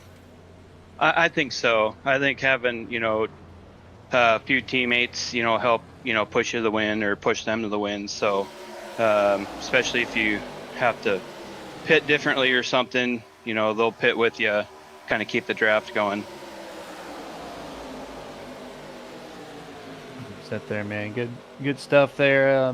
So you're doing a decent amount of practice here in the ARCA stuff. Is it pretty simple to switch over from the truck to the ARCA stuff right now? It seems like the ARCA is a little easier to drive, drafting wise. The trucks seem like a handful. When you get up next to somebody and you're drafting, it seems like everybody is, walking a little bit. But these cars seem a little bit handle better than the trucks. Well, buddy, thanks for your time, Chris. I know you were kind of a mock broadcast test earlier whenever we chatted with you, my friend. But good luck. Have fun. Yeah, thank you. There you go. And speaking of some of the other Walters Racing drivers, we are going to bring them in, along, of course, with Chris Walters. We'll put him back in his Oh, wrong place. Sorry. I know I did it. My bad. Put him back in his. Sorry, guys. Got him in the wrong place. I'll put him back in his. Oh, I'm new this year, too, everybody, as far as first race of the year. We're running the Discord is what I'm trying to say. Picking all these people in here. So let's bring in Ryder Shiflett. Ryder, it's the broadcast booth, buddy. Welcome to the Northwest Series. How you been? Oh, I'm doing great, man. How are you guys? So, welcome to the Northwest Racing Series. As I mentioned, I kind of repeat myself, but what made the decision to get involved with these awesome people of the iRacing Pacific Northwest? Oh, probably Chris Walters. Just looking for something to do during the off season, and I heard about this and just had to come check it out. There you go, Jeremy. Yeah, man. Well, I'm glad you're able to show up and put another vehicle in the field here. How was the truck race in your perspective overall? It went pretty good. I was a little confused about the restart zone, and then I thought we were going to go earlier than what we did, and we weren't even in the restart zone yet. So, and me and the guy on the front row both ended up jumping the start. Unfortunate, but is what it is, and we're just moving on, and we're locked into the show tomorrow, which is really good, and then hopefully we can lock into the show on Thursday. Tell you what, man, obviously running these duels in one night, how tiresome or how fun is it to do it? Oh, man, it's a blast. Yeah, maybe a little tiring, but overall, the more racing you get to do, the better off. So, I'm having a blast. Well, buddy, you got anybody you want to thank sponsor-wise? Anybody you obviously want to say hello to? Anything like that? I just want to say hey to my parents, my girlfriend. There's a bunch of people, a couple people watching tonight. We're getting ready to race here tonight, and then going to be heading off for our real lives scheduled here coming up pretty quick. So getting really excited about that. Real quickly, shout out, man. What are the real racing endeavors you're going to be doing? Sportsman Sprint Cars up in Washington at the Skagit Speedway. There you go. Wow, they're right. All right. Well, thanks for your time, and we are excited to have you a part of the series. Welcome aboard. Yeah, thank you. I appreciate everything you guys do and everything Sean and Jeff Stabnow are doing, and it's really an honor to be here. Ryder Shiflett, everybody. They're, of course, a new man here in the Northwest Racing Series. We appreciate him and everyone else that is continuing to follow us. Thank you. All right, so understanding we're bringing an advancement in 1 minute for duel number one, or qualifying coming up in a minute. Who else we have not talked to yet? Oh, boy, let's talk to Troy Daggett. I want to see if we can get his thoughts. Hey, Troy, it's the booth. You got a copy, buddy? Yes, sir, I do. How you guys doing? Welcome to a new season, Double Nine, and not a nice way to end the end of your truck duel, did it? Was it? No, the pit strategy was awesome, but coming out of the pits was not so much fun. Hey, man, good to talk to you here. Just like a bunch of other drivers we've been talking to you in this little practice session. Been kind of fun, really, but how you feeling for 2026? A couple of months off, and we're back to it here with 2 short seasons now. How you feeling? I'm feeling really good. It's during the off season, and I do a short track series for me. A bunch of guys I race with. So I've been kind of racing all year. Over Christmas, I got a new wheel and base, so I'm excited to test out, see how good I am with these boys that race really fast. What's the confidence for this season? Troy, do you feel like it's going to be a good year for you with all the things you've been testing and obviously getting a lot of practice during the off season? Yeah, I'm real excited to get back in this. I'm excited for both leagues are fixed setup.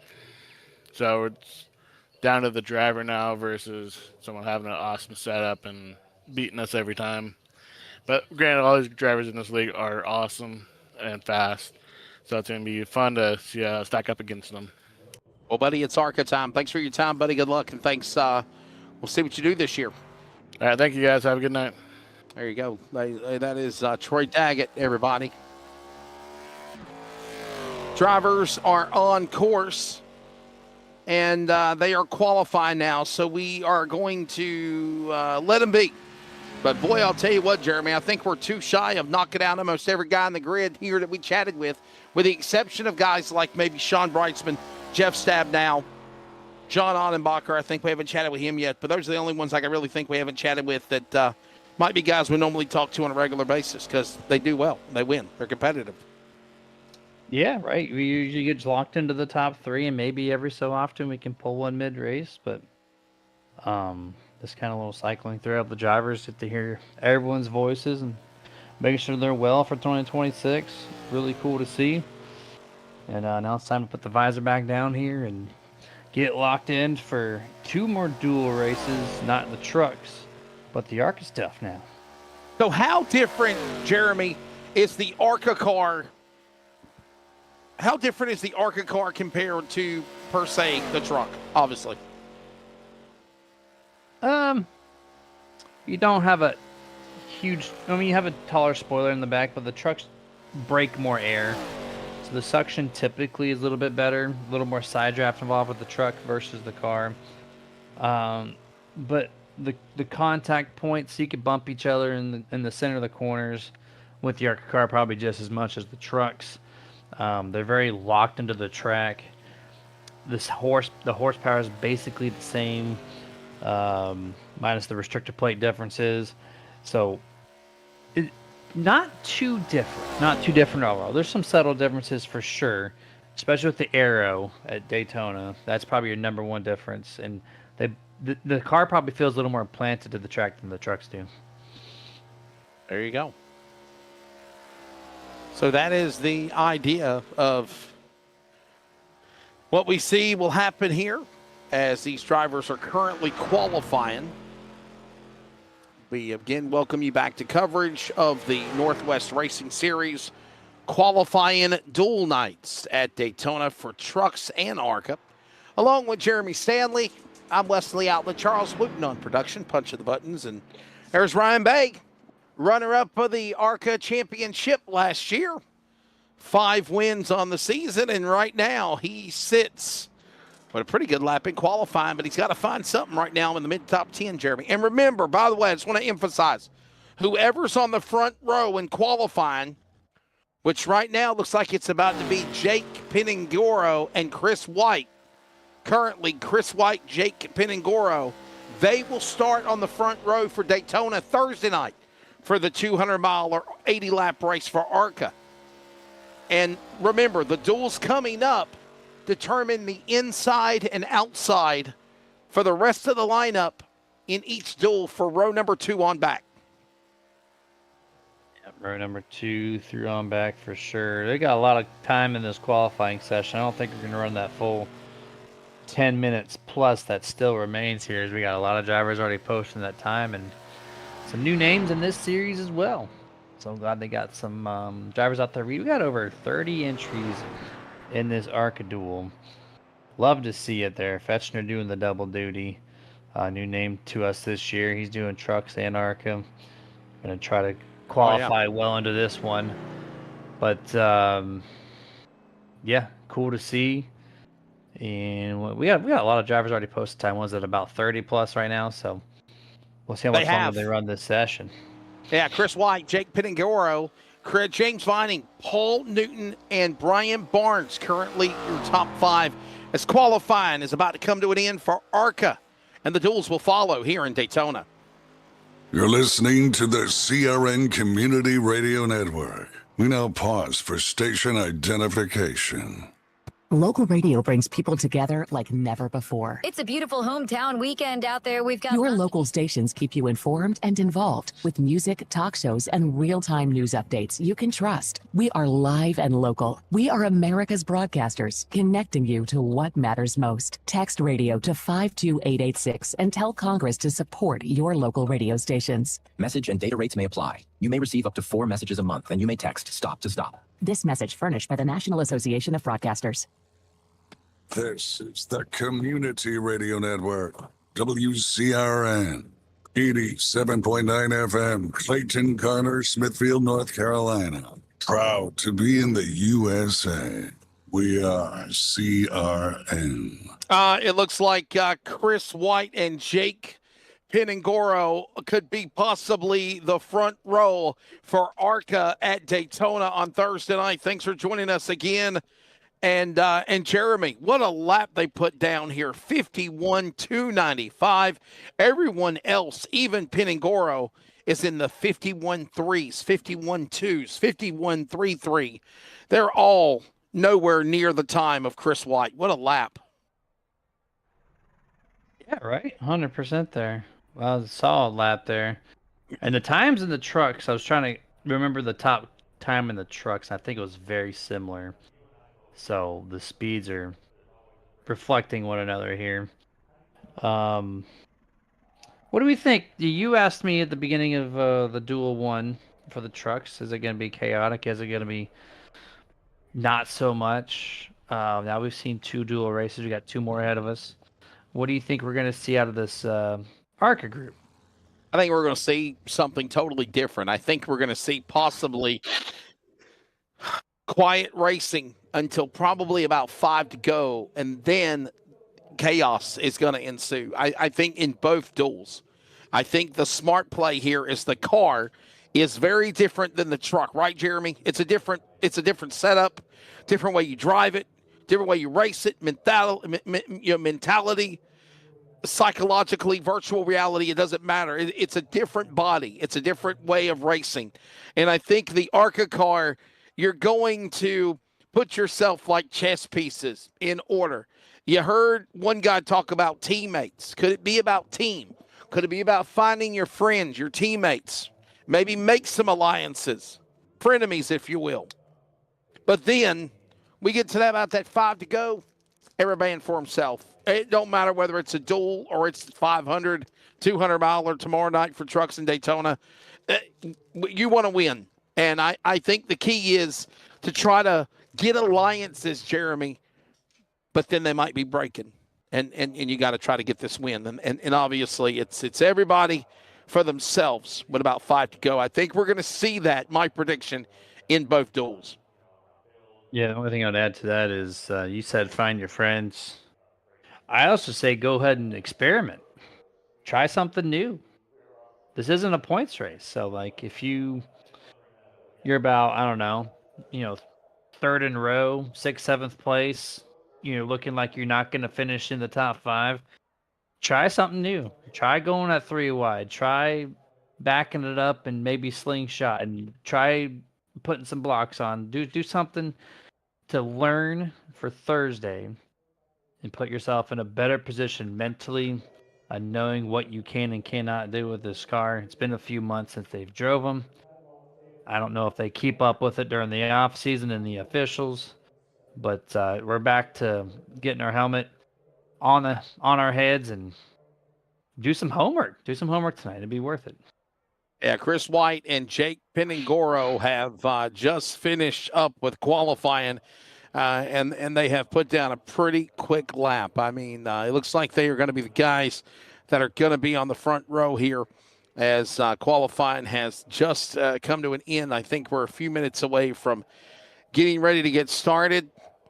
And obviously, as we do that, let's bring in real quickly Brett Johnson. Maybe we can get his thoughts here. Brett, it's the broadcast booth, bud. You got a copy? Yeah, I got you. Hey, man, welcome to a new season and obviously another year with Team LSRTV. How comfortable is things in the trucks and obviously ARCA for the season for you coming out of the duels? Well, it's had some technical issues here and there, but yeah, it's good. I'm looking forward to it. You got the crash out of the way there in the truck duel race. Looking to clean that slate there and have a good solid race here tomorrow night, huh? Yeah, I hope so. Yeah, I got in a bad spot there in the trucks, but yeah, hopefully tomorrow night will go smoother. This is year 3 for you on a full-time capacity. It feels like, Brett, could this year be the year? What are some of the goals, high or low, small or big, that you've set yourself for this season with Northwest? Just keep making strides forward. Get to the end of the chase, obviously in the in the Premier League later on this year. But yeah, just compete and have fun. There you go, ladies and gentlemen. That's the thoughts of Brett Johnson. Always enjoy chatting with him. Career start, by the way, 240 for Daytona tomorrow night with the trucks. He has 1 career win, 27 top 5s, and 106 top 10s. Brett, thanks for your time, buddy. Good luck. Thanks, guys. So there's the thoughts of Brett Johnson. We'll put him back with Team LSRTV. Jeremy, I'm running out of people to talk to. What do you think, brother? I think we're ready for some racing, man. I know we are. Let's bring in Chris Kynes. Chris, it's the booth, buddy. I know you had some hiccups in the Napa Know-How truck, in the truck duel. How different will you do in the ARCA duel, buddy? Good evening. Good evening. I'm hoping that we're going to have a pretty good showing tonight here in the ARCA car. We're bringing the Napa colors back. Yeah, we got a little bit better starting spot this race, so we're hoping for a good run. You see what happened in that dual race number 1. Early damage, you couldn't learn too much, but what did you see from that wreck? Honestly, didn't see very much because everybody kind of piled up in front of me. I saw a couple trucks move off to the left, and by the time I was getting on the binders, the 30 was woed up in front of me, and yeah, not much I could have done at that point in time other than not get in the truck. So. Well, Chris, I'll tell you what, man, I think you've had a share of the last couple of years of highs and lows. What's some of your goals for the Northwest this year, buddy? Man, I look at every year coming into here as a learning experience. I'm not a avid diehard as much as some of these other guys, but I've been doing this here for a while, and I feel I've got the same amount of skill that a lot of these other guys do. I just got to get up there and show it. So we're going to try to put together some top 10s, top 15s, and just build on that and try to put ourselves in a position that we can learn and get better. End of the season with 82 career starts, start number 83 in Daytona tomorrow night for the trucks. 1 career win, 2 top 5s, 13 top 10s. I guess that first taste of victory was sweet for the Northwest, but it seems like it's like a long time coming again, isn't it? That matter of fact, I was just talking about that first career win with the guys in our room here, and it was still very fond memories, and I want to do it again.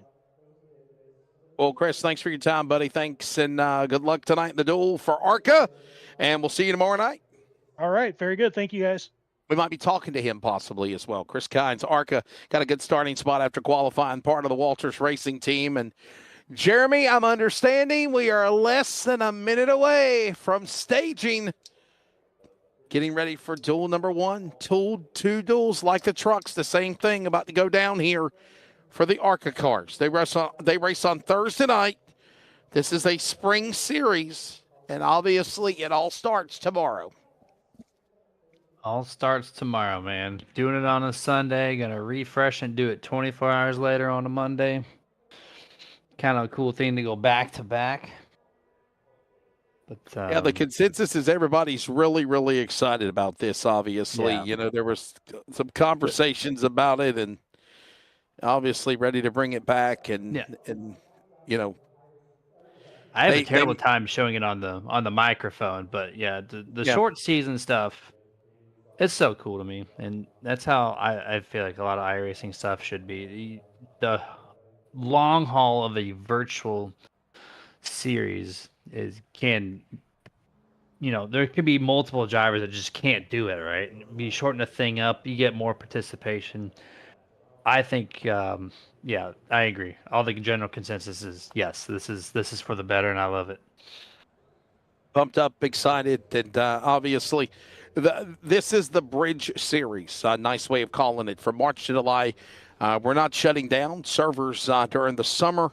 The gap between now and our fall kickoff will now be launching 2 fixed setup series, fixed trucks on Monday, fixed series ARCA on Thursdays. And the timeline, again, will be from March to July.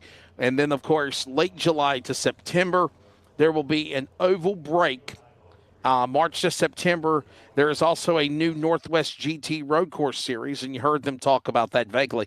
And then late July to September late, an oval break, and then the fall of 2026, the green flag on the official 2026-2027 championship season. So this is a win-win for everybody. If you love the ARCA in the Northwest and the trucks Northwest, you are getting the best of both worlds. And I do encourage you, if you're a fan of road course racing, endurance racing, check out that new GT3 series on Tuesday nights as well. It's time, Duel 1 ARCA. Remember, they race Thursday night, LSRTV CRN, and here's the front row for Duel 1. Chris White and James Viney will make up the front row. How about that for the photographer and the cat man? Paul Newton and the new man, Ryder Shiflett from Skagit, Washington, to the outside.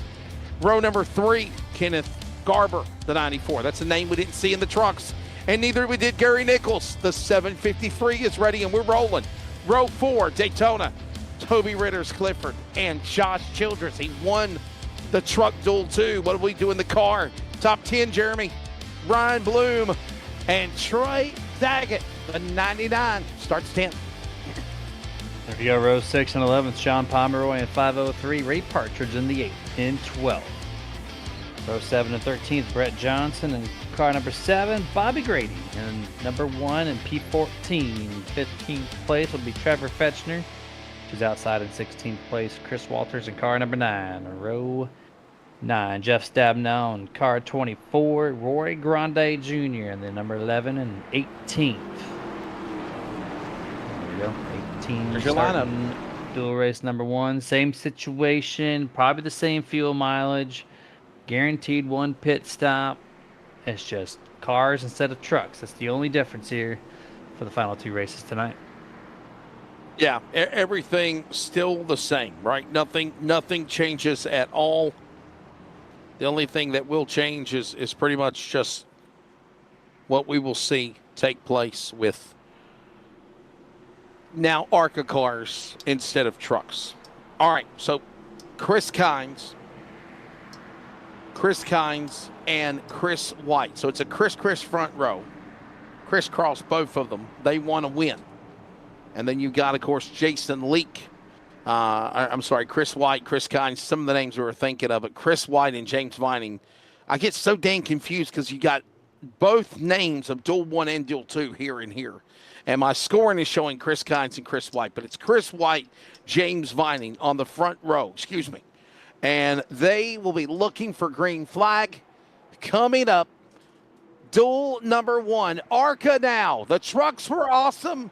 Now it's ARCA time, and I like the ARCA cars on iRacing. We're green. Duel 1. Let's get it going in Daytona, baby.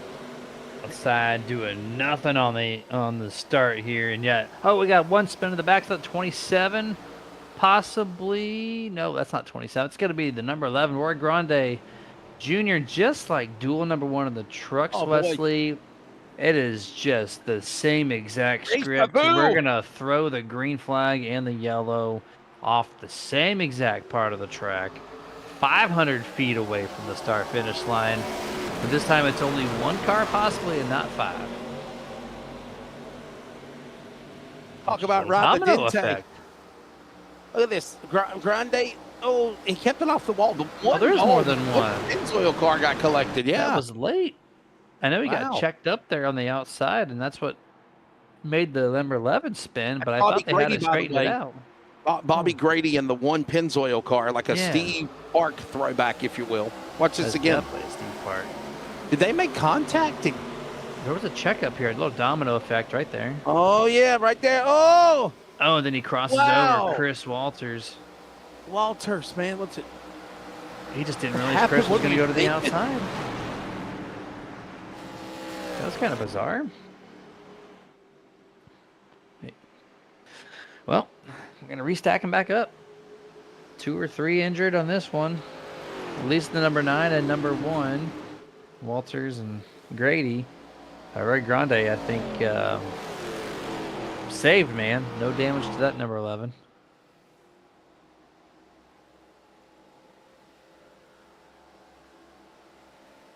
Well, caution out again here is we literally, I mean,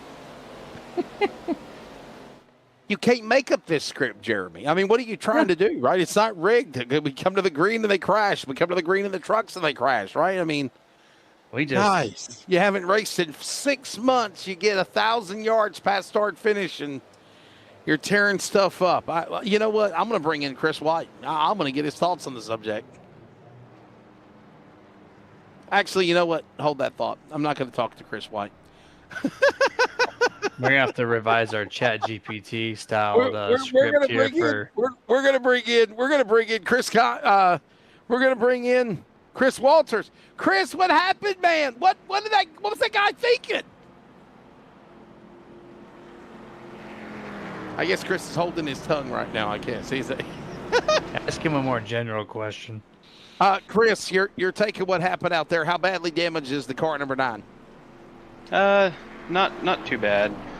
Somebody missed a shift and it just outside line just got tangled up. So I don't think I got too much damage. They're really not that mad. No, I don't think so. I think we'll be all right. Okay, there you go. Still got plenty of time. But thanks for your time, Chris. Yep, thank you. There you go. There you go. People wanted more interviews with the drivers. You're getting them. So there's the thoughts of Chris Walters. And if you're doing the math, Charles, he's got 3 interviews in one night, by the way.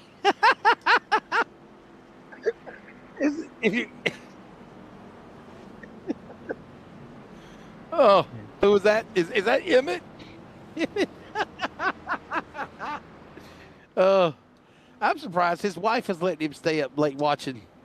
You know, he's got the. Oh my goodness! Pumpkin.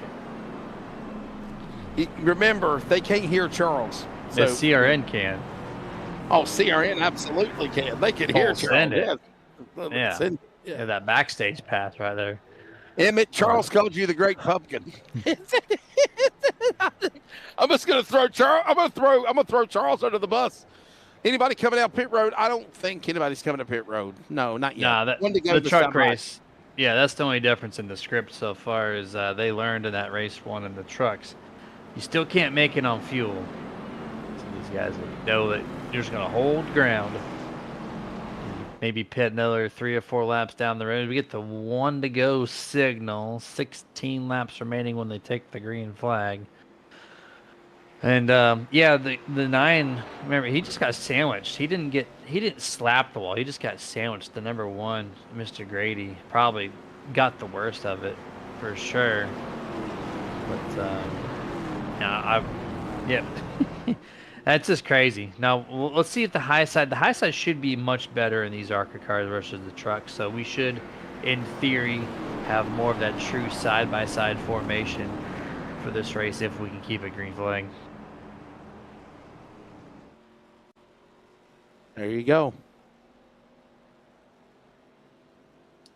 So, with that said, we'll now set up for a restart. It will be 16 laps to go. And Teacher Crow is beside Emmett, actually. So there you go. There you go.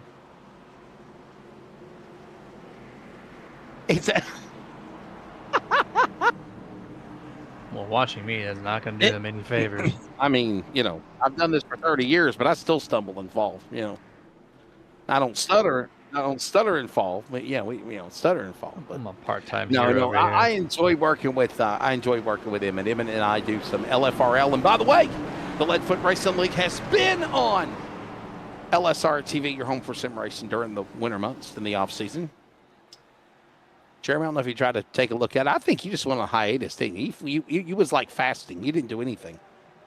I offered. November came around. I said, if you need a couple things over the off season. I know, but I didn't have anything.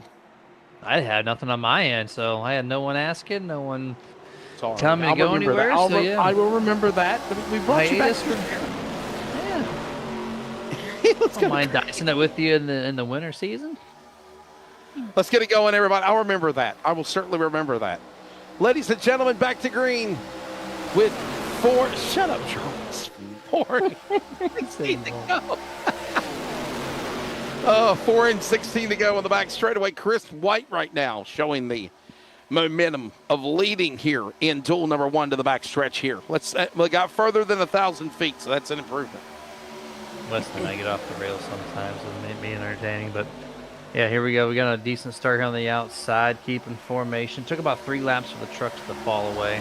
Let's see if these ARCA cars can not do that. James Vining, 333. He's going to get a great shove there with Toby on the outside. Going to be a drag race to the line, and the 333 will lead that lap over the 15 of White. A little shuffling deep in the field here.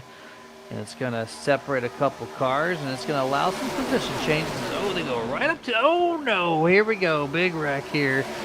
So maybe a block or a bad bump entering turn number 1 is going to upset one car in particular. Couldn't make out the number, but it's going to hurt a lot of vehicles here in turn 1.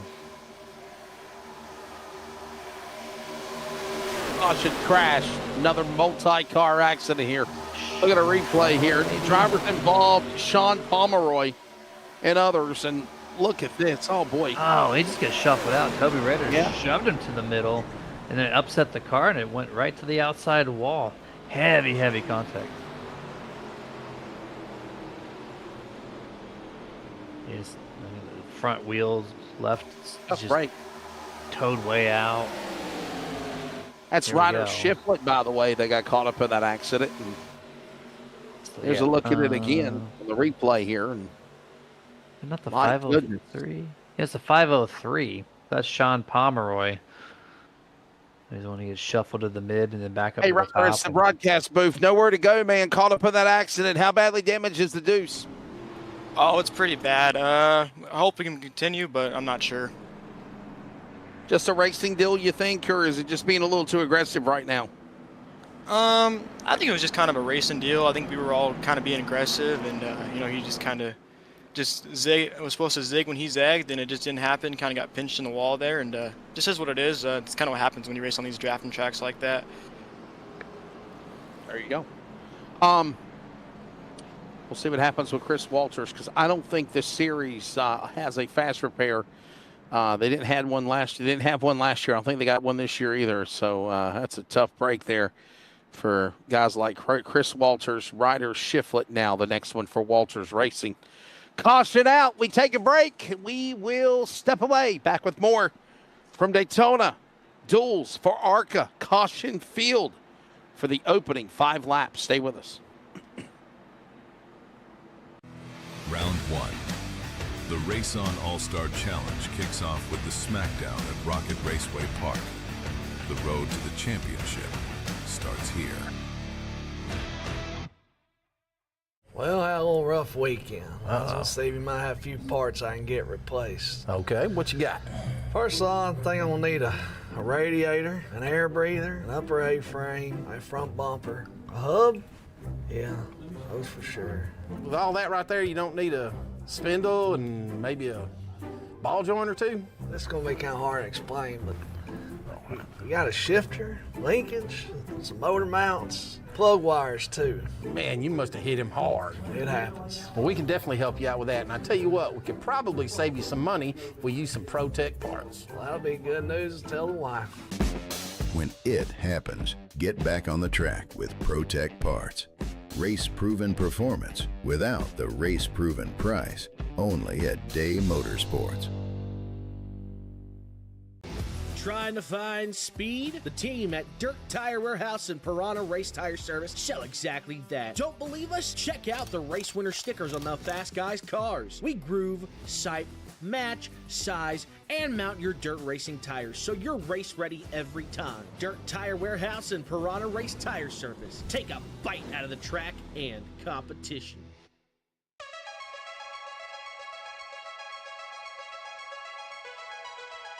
So we got Maryland represented, we got Canada, we got, I think, 19 different states, and of course we've got the Aussie Pig from Australia out here. Beautiful sunset out here at Rocket Raceway Park in Paris, Texas.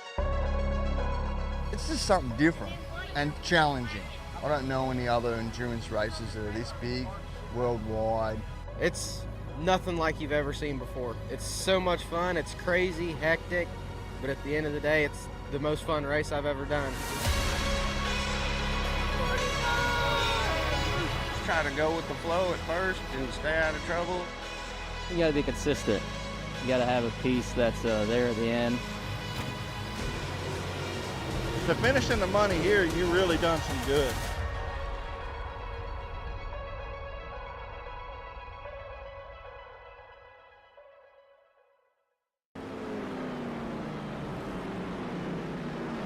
Hey, we're back, and welcome back to Daytona. Some drivers making pit stops, taking advantage of coming down pit road as the lights are off on the pace car. Jeremy, I got a feeling, remember what I told you, calamity, green, calamity, green, calamity. We're seeing it. Yep, we certainly are. That's 2 now. I said experiment a little bit, and Shiflett said the guys are just being, he said there's some aggression, yet, but that was through the whole entire field, not just a select few people. So, now they know the limits early of these cars. And now let's try to get some green flag racing, get the aero effect out of there. And I don't mind it, though. It's not worth any points. It's just you're trying to up your position on the starting grid up on Thursday. So let's keep learning. Ready to roll. Ready to bring this field back for a green flag restart. Hey, listen, and here's the deal. We've had more caution laps in this one than anything tonight. So let's, Chris White comfortably up in front. He's like, hey, just keep on crashing. Keep on crashing. I'll stay up in front. Yeah, that's the easiest way to do it, right? Keep crashing. We're going to be fine. Unless you're Josh Childress in that 39 and just, right up front all race long. A couple of those other guys, too. Maybe they got the know-how to block and, as what Shiflett said, zig and zag, the Cletus McFarland reference. I'll see here. Ready for the field to come back to the restart zone. Pace car is in. United Rentals restart zone in the gas. Green back out. Back underway. 12 to go. Not even halfway yet. More laps have been ran under caution. 7 of the 9 laps so far have been under yellow flag. And right now, White back to the bottom. Oh, and here we go again. Paul Newton, another scatter. Ryan Bloom, Toby Ritters, Brett Johnson, caution out. Not even halfway. 3 cautions in 9 laps. Unbelievable. Well, we're not going to learn anything, are we?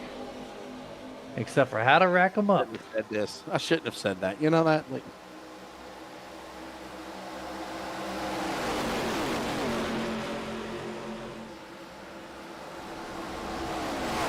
time limit we just learned about there. There is a time limit. There is a time limit. Yeah. They got a 35-minute time limit.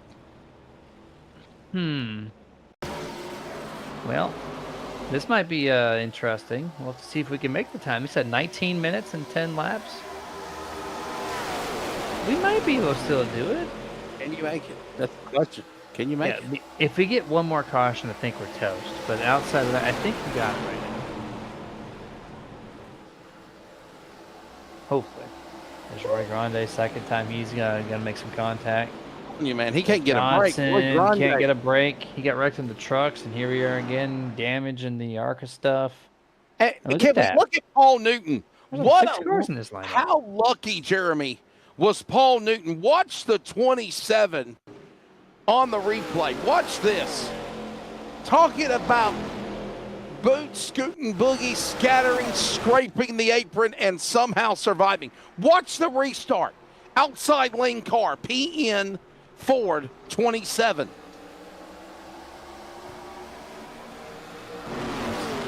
Check this out. Second place here. He's in 5th right now on the racetrack, but watch what just happened here, and somehow he saved it, Jeremy. Unbelievable. Was that Ryan Bay? I think it was. Yeah. 333 James Vining touches the 27. They both drive to the bottom. He gets lucky, and then all hell breaks loose behind him. Talk about a guy with a mulligan right there, boy. The luck of the Irish. Yeah, very fortunate. A couple of those drivers, the 333, the 27, they walked out of that thing. Yeah, they had a breakfast ball there on the first tee, and they just are gonna reset it without any deduction on their scorecard. Just got to pass a couple extra cars now, but they'll be right back. And a lot of damage to a lot of these cars, and all of them are pitting. They can do it on fuel now. If they go green the rest of the way, they made their pit stop, so they're good.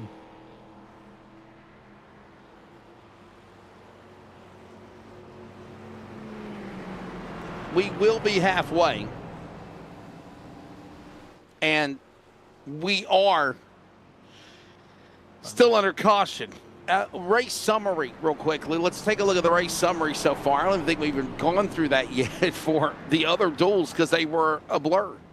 Virginia811.com, dig with care race summary. 3 total cautions. 6 laps of the 9 have been under yellow flag, okay? And we've had 3 lead changes. Ray Partridge, Jacob. How about that? Partridge, not Jason Leaks in the next one, my bad. Partridge, Walters, Childress, Newton, and Troy Daggett up to the top 5. But Jeremy, what a run now. Ray Partridge, we were, he was kind of uneasy when we spoke to him earlier. That's going to be a confidence boost for this guy up in the front right now. I mean, yeah, you're sitting up there much higher in the field, and that could definitely help the momentum that you might have mentally speaking. But also, we just saw the 27 get hooked for second place, and now he's restarting in 4th. So, like, the wrecks are coming from everywhere early. So, yeah, definitely, though, if you're hoping for the last half of this duel to be clean, yes, that'll definitely be a great momentum booster, hopefully, for him. Yeah, I don't see that improving anytime soon. As it feels like, Jeremy, I don't want to say I called it, but I called it. What'd it go? You said chaos in both, and I did. Here we are, complete chaos. We can't even make it to the back straightaway. And by the way, don't forget more than 1 lap. Yes, sir. Don't forget the Northwest Racing Series. Where's that cool logo, Charles? Can you put it up on the screen, brother? The awesome logo with the Sasquatch. Can you show it to everybody? He said no go. Okay. Damn, I see a jump. Tomorrow. Well, can you at least show the logo of where we're at, what we're doing tonight? Can you put that up on the screen again? Because I thought it looked really good. There it is. Yeah, there it is. Yeah, it's the Northwest Duels for ARCA.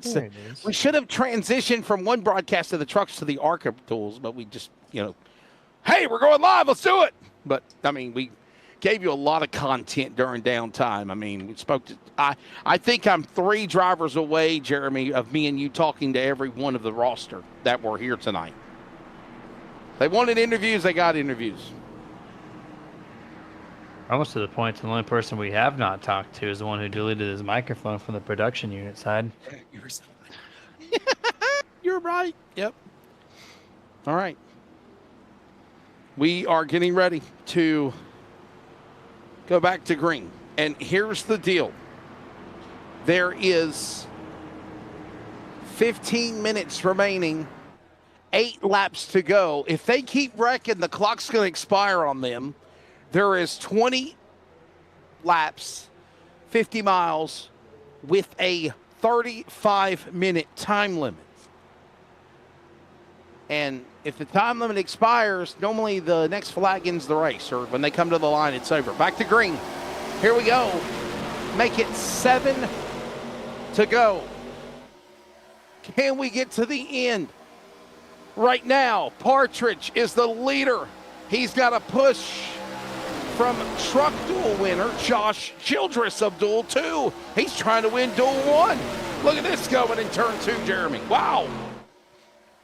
A lot of spacing through the field here as they're starting to really shuffle it up on the back straightaway. 27 to the outside, trying to get back to second place where he was. Look at Mr. Childress pushing the number 8 of Ray Partridge. into turn number 3, causing a little separation between them two and the 99. Here's the 15 of white as well, closing right back up to the 99. As we get to the start-finish line for 6 laps to go, the top 4 single file on the bottom, only 3 on the top. Not many numbers. Oh, a little shuffling there. I thought maybe something was going to happen there, but they need more on the top there, Wesley.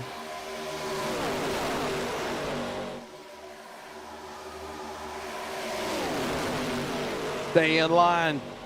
Hope you can survive. To the line, 6 to go, back straightaway now. And Childress opens up the door to Chris White. Here comes White, pole man. And he'll power back to the lead, clears away from Childress and Newton. And look at Chris Walters, my God. Look at the number 9, the white 9. Second car outside lane behind Newton. He has worked his way from crashing, Jeremy, to get back to the front. 5 to go out of 4. 5 laps to go. Let's see if we can keep this clean. 3 wide, the 27 up the middle here. Chris Walters in the 9 on the outside. No partner, no help. He's going to go all the way to the back. The 27 getting channeled there. Maybe the little sucker hole effect taking the top 2 lanes out of it. Going to bring a bunch of single file action down the back straightaway here. Almost the whole top 10, really. I just nose to tail here at this point. The 15. Chris White leading the thing. Does Josh Childress go to the top? He's got a half a nose sticking out there. Tucks it right back in on the corner exit of 4.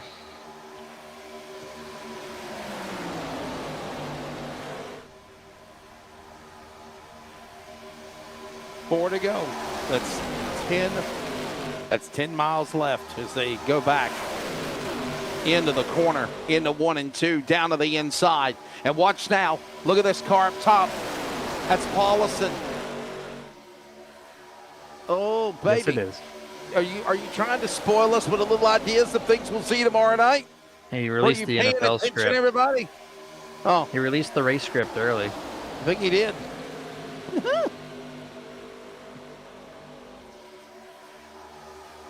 Loving it. Into 3 and 4. Momentum on the outside now. 5 versus 3. Exit of turn 4.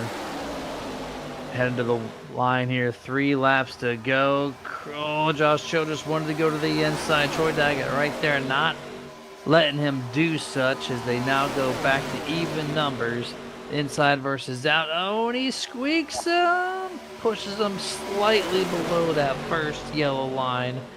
But no harm, no foul. Oh, he's going to do it again. Oh, man, and so Jeremy, close. at 333, that's 3 wide up on the outside. That's not Paulison. My apologies. That's James Vining. That's the cat man. And he's right behind Newton now with Walters in tow. Look at this. A quiet night for Jeff Stabnow. Ooh. He powers to the front. Are you serious? He's in the lead. Newton on the outside. Push to the 39 to the 24 to line. 2 to go. 10 miles left. 5 miles to go now. Jeff Stabnow out of nowhere there. Been run up at the front, but not in position to lead the thing up until the last lap. Now we got 2 laps left to go. Now he gets turned to the inside with another big crash. Behind them. No, there it is. Chris Caution White, is Chris out. Kynes. No. And the way. caution is out. Newton is going to be the leader. The yellow is out. They just wrecked. Oh, no. Overtime? Do they got time? Here's a replay. Based on SDK, we have 9 minutes.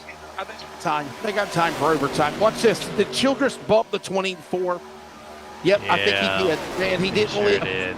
He didn't lift. I don't want to say it was intentional, but he just pushed him, and you bump draft in the corner. It's one thing to bump draft somebody going into the corner, Jeremy. You know this. Real life, virtual reality, don't matter.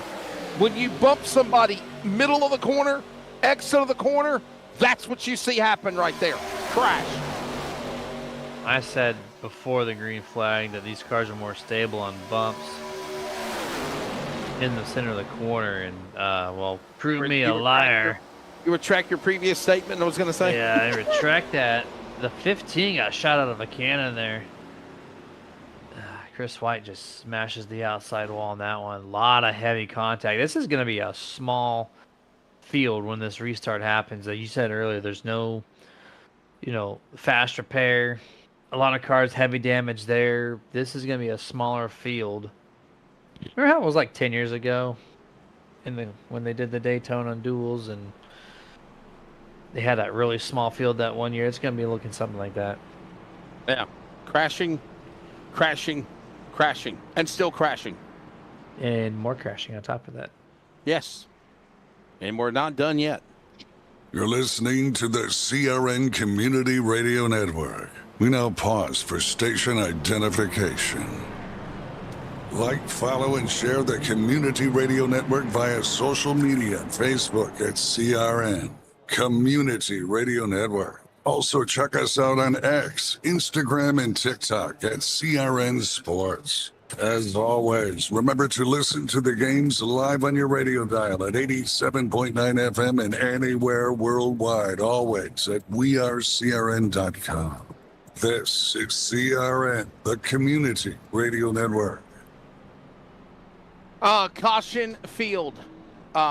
ARCA, Duel, number 1. Wesley Outland, Jeremy Stanley, Charles Wooten. Thanks for staying up with us, whether it is 11 o'clock on the Pacific Northwest, 1 o'clock for me, and wait a minute. What time is it, actually? It's 10 o'clock on the Pacific Northwest. It is 1 o'clock in the morning for Jeremy and I in East Coast time. Got to be a little quiet, Jeremy. Got the kids in the bed now, right? I mean, have they built you a she shed yet? They extra tired after today, so I think we're on the safe end of things. I think we're okay. We are. It's Voice always is great up and working we're with good. Jeremy. I know, it's always good. You got a little more pep in your step than usual, because I was telling everybody in your defense that normally you're really quiet because the kids are awake and, the kids are sleeping. The wife's in bed. You got work, and you're kind of just like, just not trying to be really loud, I guess. So, yeah, you're doing a good job tonight. You're excited. We're back into racing, baby. We're doing it on a Sunday. Well, appreciate you, man. Doing it. You sound good as always. Well, thank you, my friend. And we will get ready for a restart as the clock, as Charles mentioned to us, is in countdown mode. There is 5 minutes and 20 seconds left in sim time. They're approaching 30 minutes. Now, Charles, did they get one attempt at overtime for the Duels? I think that's all they get, right? That's it. One attempt.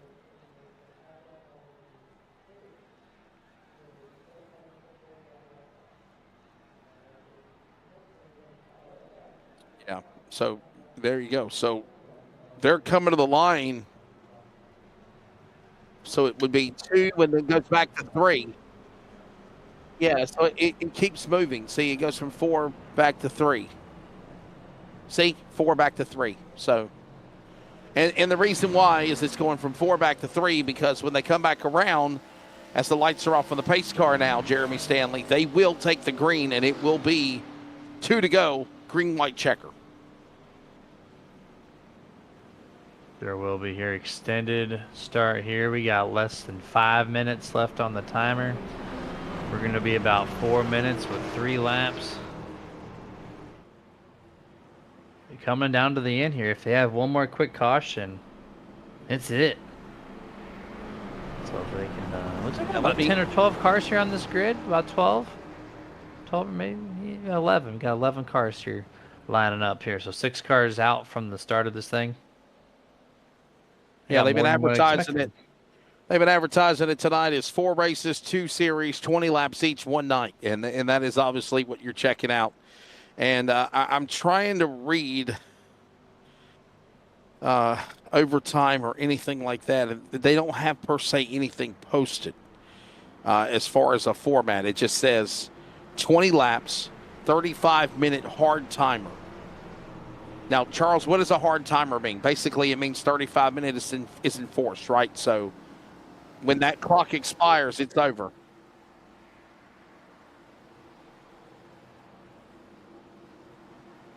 There you go. And that's kind of what I mentioned earlier. I don't see anything in regards of overtime. They might give them one attempt. Yeah, I'm looking at all of the notes and everything that I saw posted from the Northwest and everything I'm seeing, and I'm not seeing anything in regards of the duels and how the format will go. So as far as overtime. So hopefully we can finish this one. Hey, and by the way, got another one to go. Duel 1, who's starting third? Row 2, back to green. Green, white, checker, Jeremy. Newton leads them up the banking. Turn 1, but look at Childress with a push by Stab now into 1. A lot of space here, 3 versus 2.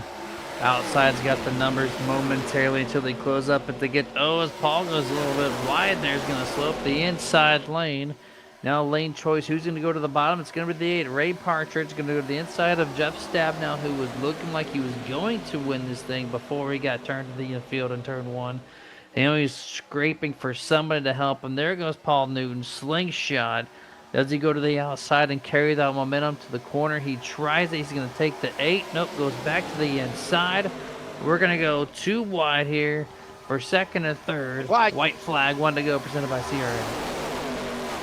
CRN 1 to go. Final time around. Who will it be? Back to the inside. It's hold on, Partridge.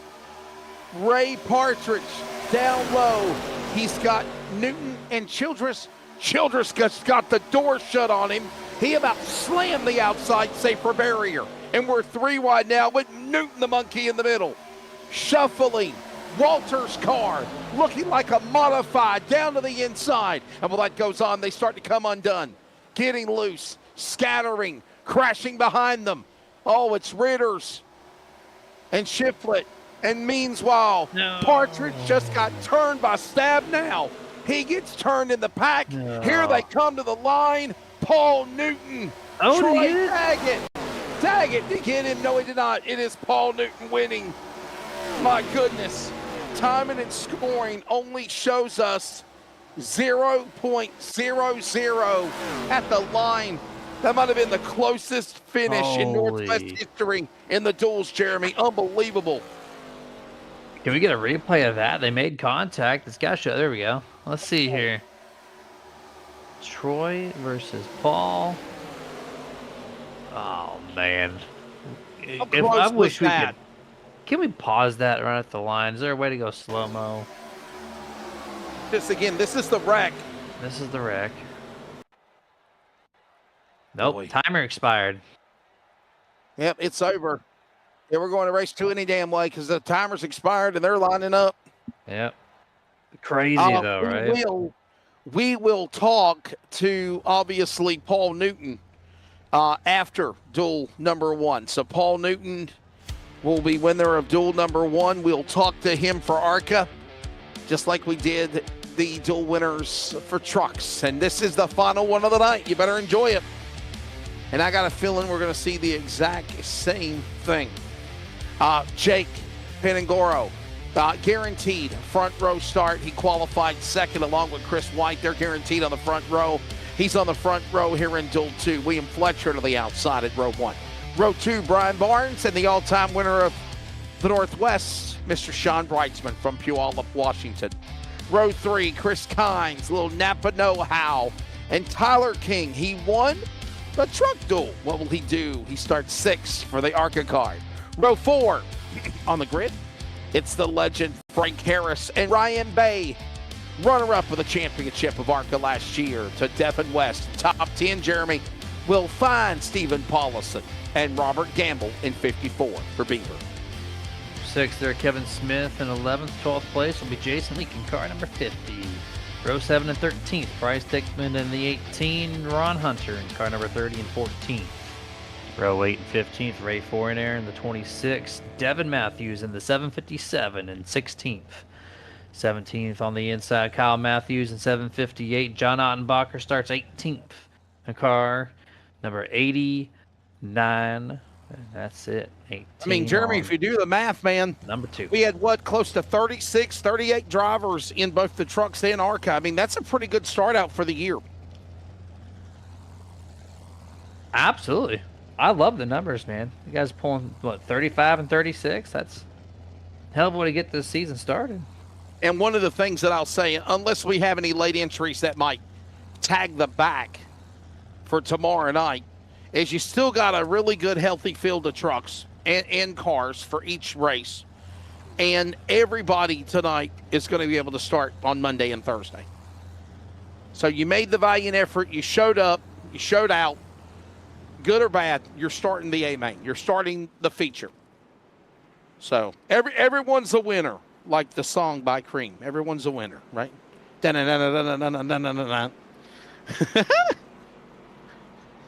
Everyone is here tonight, though. Get a lot of good action. You get to see both ARCA and trucks on the same night, on the same broadcast. Yes, sir. Everybody is. They've winner. Been treated to a good one. Yeah. And don't forget, trucks tomorrow night. Trucks will be tomorrow night, and ARCA on Thursday. Hey, if you're in the chat box, let us know who you're cheering on. Who are you riding with? And if you want to, give us a shout out. Let us know where you're from. Listening, watching. Yeah. We're in North Carolina. I'm in North Carolina. You're in Florida. Man, 30 people are watching are listening online right now at wearecrn.com. Not counting terrestrial radio. That's pretty good, Jeremy. Wow. I'll take that. 1 o'clock in the morning. 118. We're getting closer to the 130 mark, and we still got that many. So yes, sir. Man. Yeah, I'm just thinking about this. All this time here, we got East Coast people talking, Central people producing, and we're watching West Coast racing. We got the whole map covered. Loving it. We're all over the U.S. That's right. All right, ladies and gentlemen, here it is. Ready for duel number 2. This will be another 50 miles, 20 laps, 40% fuel capacity, meaning they can only go around 12 to 15 laps on the tank. Calamity, chaos, cautions in the first duel. I predict that in the second. Prove me wrong. Coming to green, duel 2, final one of the night for ARCA in Daytona is on. Here we go. Let's see how this race goes. Can we make turn number 1 first and foremost? Looks like we're going to do it. Brightsman got a good lead here with a 21 Tyler King truck winner from duel number 1. Got a great start here down the back straightaway. Continuing to push Brightsman. Brightsman cannot get cleared the 750. Pinagoro is got a little momentum, but then the 4 backs off the bumper, and it's going to allow Brightsman lane choice once again. Gives him plenty of room as Sean Brightsman works his way off of the corner out of turn number 4. They couldn't get 1,000 feet, and they had crashing earlier, but the all-time winner of 82 career wins of Northwest, Sean Brightsman leads lap 1. New name, Pitangoro, right there with him, locked on the bottom, and he's got King behind him and Ryan Barnes. It's popsicle time on the inside for the former Northwest Cup champion in 4. Even numbers down the back straightaway here. Brightsman gets a good launch there with Tyler King doing a great job. Pushing him into turn number 3, keeping the momentum strong on the outside. And this whole field for 2 laps solid runs it side by side by side from first through last. And now Pinagoro will now work his way into the triangle. That's that black 750, black and blue car. And look at Brightsman. Can't block all the lanes at one time, but he damn sure will try. From the top to the middle to the bottom. He throws the block on the inside of Pinagoro. He leaves King open room. So is Ryan Bay as they work off 2. Now he goes back to the top. Great racing so far. Duel number 2 here. Clean as we could all hope for. Oh, Tyler looking to go to the top to make a pass like he did in the trucks? No, he's going to dump it right behind the 46 once again, but doing that little move to the outside temporarily loosens up the grip the outside has, but it's also, oh, contact. 58 gets shuffled to the underneath the double yellow line. Looks like we're going to stay green flag, but Tyler, like I was going to say, moves to the outside, puts the air on the nose, that thing to cool off the oil, and he's back at it, pushing the 46 to the lead. That time, it was Stephen Paulison. And what a save.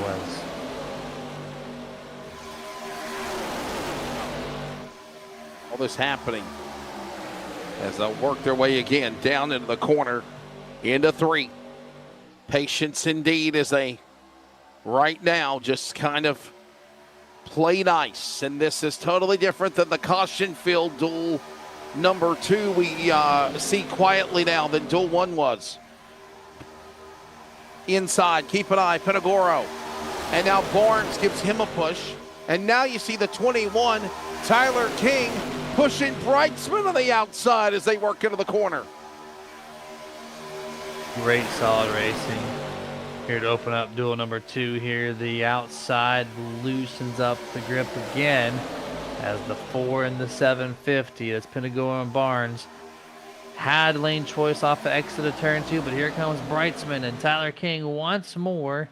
Slingshot goes the 46 back to the race lead in turn 3.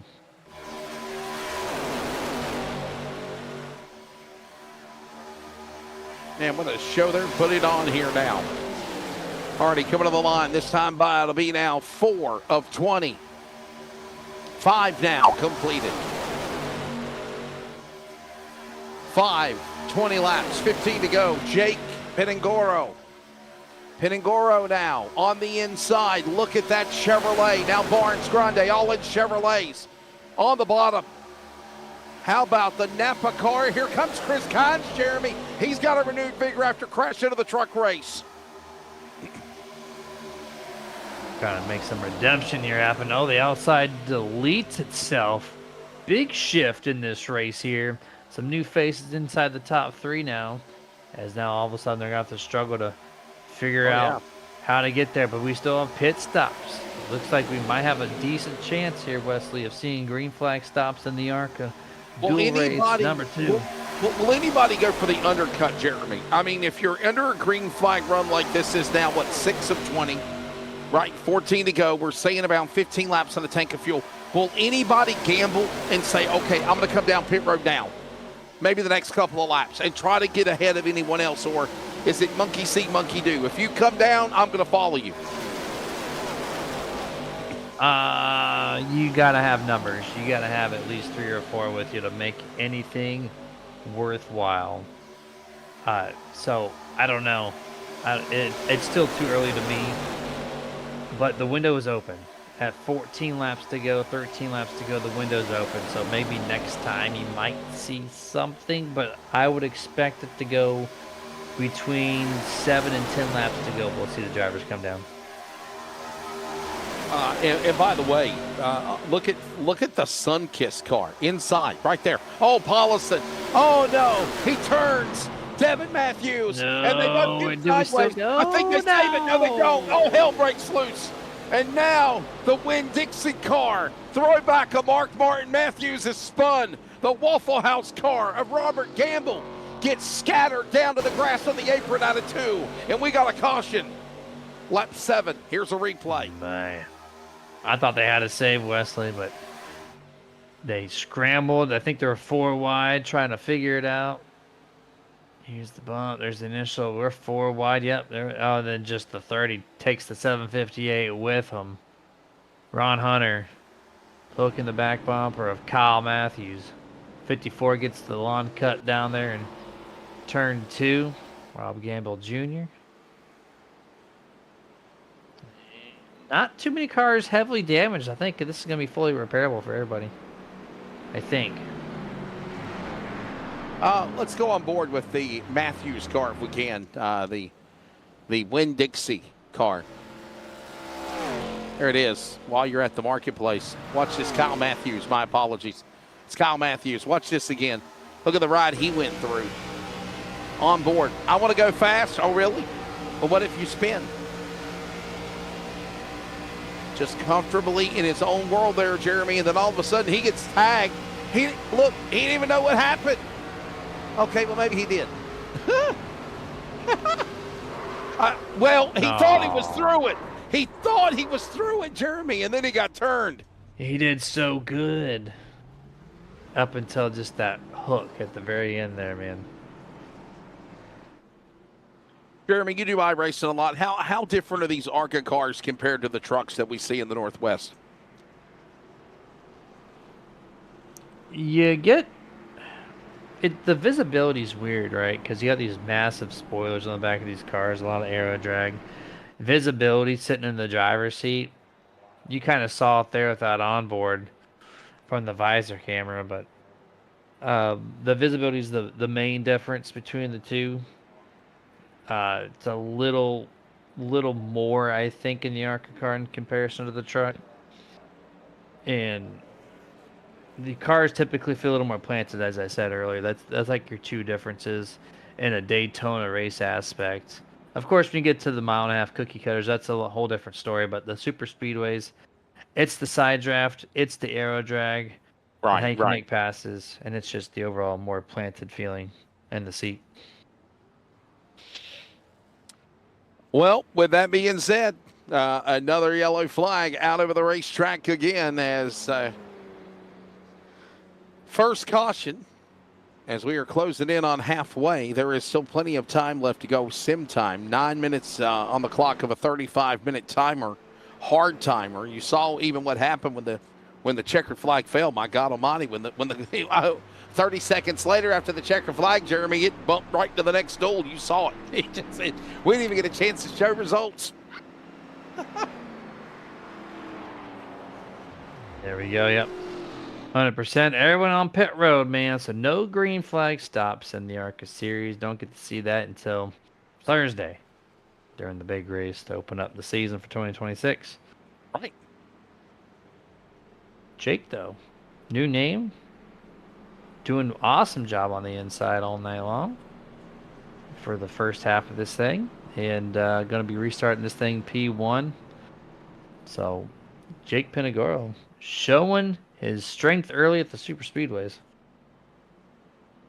Jake Pinagoro doing Pinagoro things, and a new driver for the series as well. Really don't have a lot of information about him, but seems like he's excited and he's looking forward to running with the series this year. And this, you know what? This is honestly, this is what the series is about. This is what they said they wanted to have was bringing in Pinagoro and guys like this to have the opportunity to grow what is the Northwest Racing Series. And 36 entries here. Definitely growing it. Second season in since they booted back up. Remember, they only just did Mondays. Now they got Mondays and Thursdays.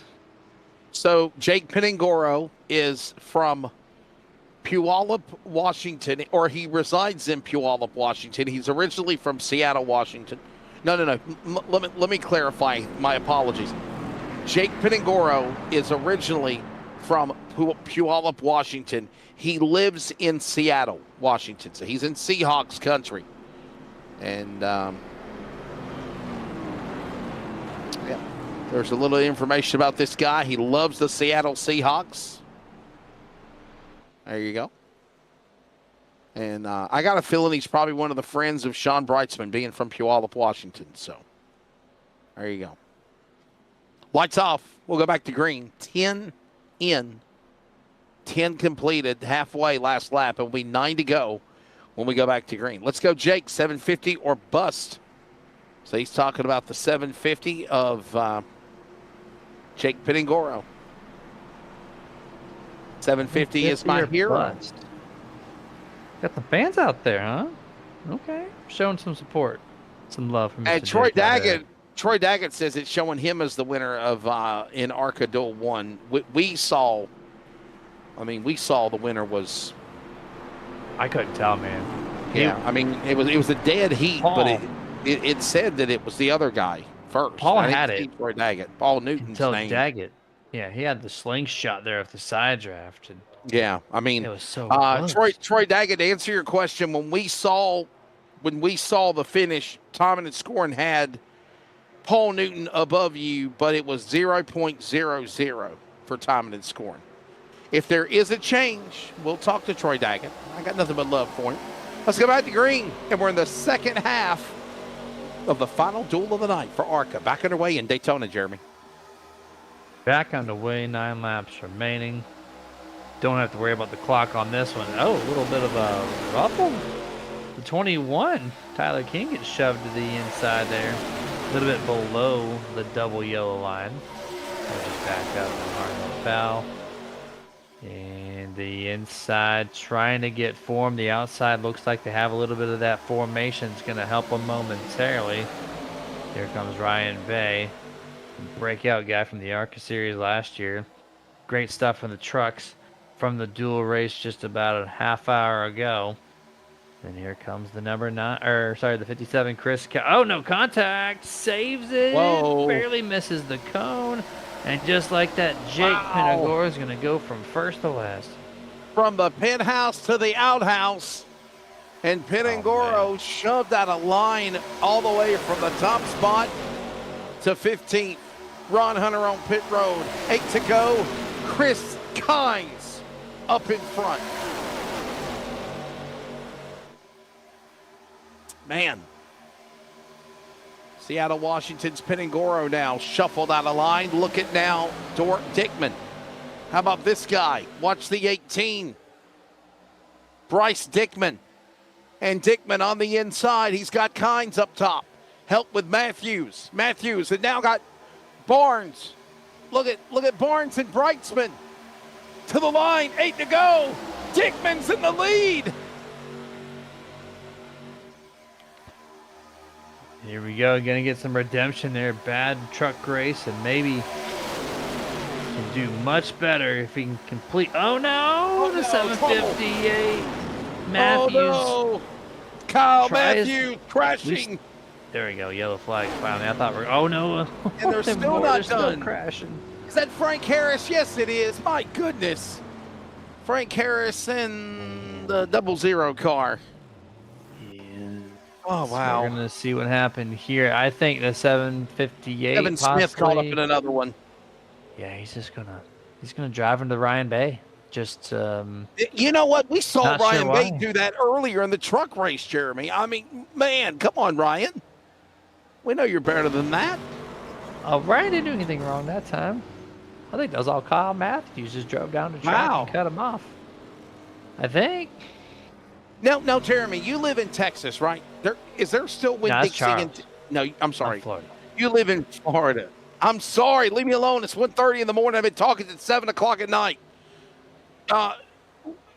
You live in Florida. Is there Winn-Dixie in Florida? I have one 15 minutes away from me. Winn-Dixie's all over the state of Florida. Yes, see. Okay. So you remember that race car? Awesome. Yes. Obvious. Mr. Mark Martin himself. Yes, I used to drink Czech Cola back in the day. 25-cent Czech soda. Cola. Just put that sucker in the drink machine. Czech Cola. Winn-Dixie. Let's go to break. Great deals. Oh, okay. Go ahead. Yeah, let's go to break. We're back in a moment. Hopefully we'll finish this thing out. Stay with us, everybody. Charles will be still here when I come back.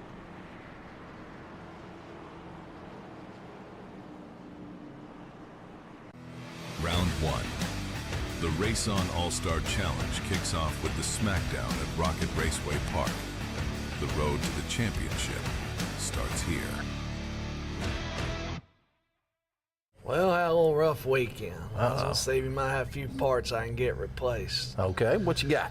First of all, I think I'm gonna need a radiator, an air breather, an upper A-frame, a front bumper, a hub. Yeah, those for sure.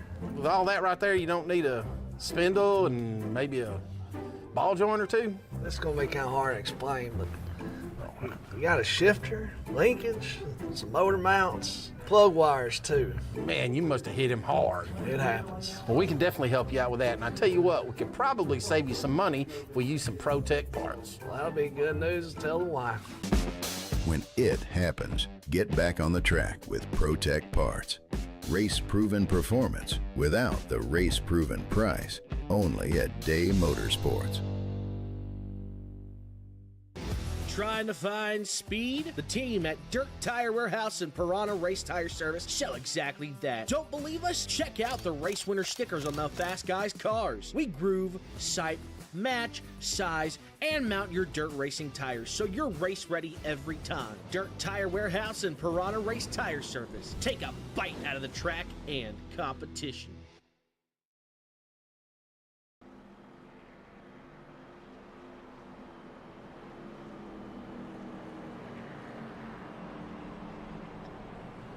Hey, we're back, and the Northwest Racing Series ARCA cars just cannot seem to get together.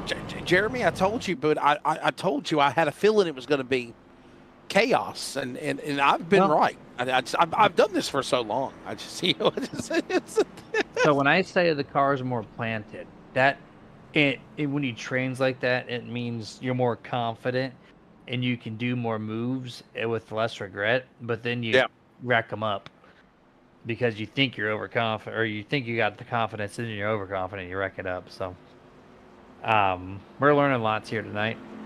Don't expect this on Thursday. And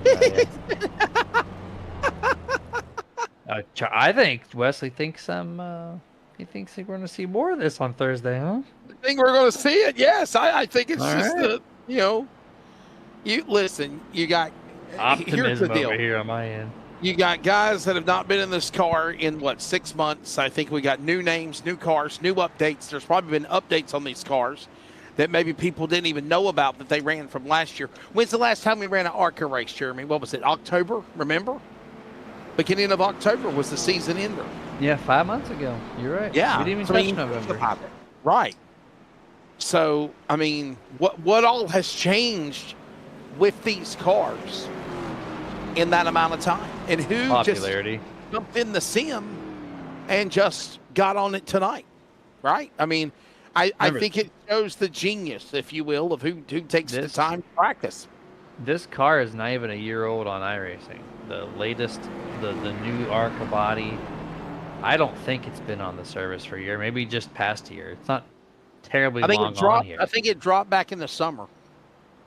Yeah, so I think in the summer update, the week 13 update is when it dropped in the summer. I think it was. We're approaching 1 year, but yeah, we've had more seat time in this thing, right? So more guys. That's why we got bigger numbers. The popularity of the car, Cletus McFarland, thank him for that. Please don't get me going with that guy. We ain't going, but he brings in numbers. His YouTube video of his onboard. Social media hack, okay? That's all he is. He's not a race car driver. Look, I'm not talking about a media guy. He's a great influencer. He's doing it all wrong. He's doing it all wrong for our sport. Listen, thoughts aside, his YouTube onboard brought in more views than the race itself. Good, great, grand. It's opening the eyes to the public of ARCA Series, and baby. Brad Keselowski got fined in Daytona for doing live streaming of posting a picture of the inferno of a jet dryer that Juan Pablo Montoya hit. So they should have fined his ass, in my opinion. So just don't get me started, please. I know you're from ARCA Florida. Series, not the Cup Series. I'm being honest here, man. Don't get me going, please. I mean, this guy is, I like Cletus. I think he's great for social media, but he's not a driver. He's in the same cliche of Natalie Decker, in my opinion. Let's go back to green. Put him on the Danica Patrick scale, really, but yeah, we're green flag here. Danica Patrick, but definitely Natalie Decker. I mean, that chick's hitting tow trucks. Oh, we got a wreck in the back. Hoods are flying. Under caution. Here we go again. We get more time to talk about Cleat. As there's Matthews. Matthews. No on that car. He got all used up. Yeah, that was a Cletus McFarland moment right there, Jeremy. Oh, I say we could talk more about him, but yeah, was it? Oh no, the 750. Oh, there's beef. Look at that! We got wow. beef. He didn't lift, did he, Jeremy? Wow. So Kyle Matthews drove up into his left front, and what was it? The 00 just came back, just turned Kevin left Smith. into him. That's Kevin Smith. Yeah, Kevin with some beef with Kyle Matthews. Watch the 00. Kevin Smith here. Just 758 Kyle right there. He's going to Did drive Frank Harris push him up there? into him. Watch Right there. the There's a drive Sunkist up. car. Yeah. Kevin said, I don't like that. Oh, I don't think. Okay. I don't think per se Kevin Smith did it intentionally. I think he just got boxed in. Couldn't really go anywhere. I think that was just a big stack up there. Do you got a visor camera that we could load up on Kevin Smith? Yeah, Charles. Let's avoid the McFarland. Yeah, right. Oh, just think, this is just the first race of the season. We're going to be like Kevin Harvick and Clint Boyer in the booth for LSRTV for it's over with, Oh, my goodness. Watch that again. Well, Charles didn't settle anything because we needed this man's on board right here. Yeah, let's go on board with him again. Kevin Smith, here we go. This is Kevin Smith. And the chocolate pudding here. I just think he got boxed in. Look, nowhere to go. He's got Harris behind him, bumping him. And look, bam. Right there. Oh, that's that. There you go. I'm going to shut up.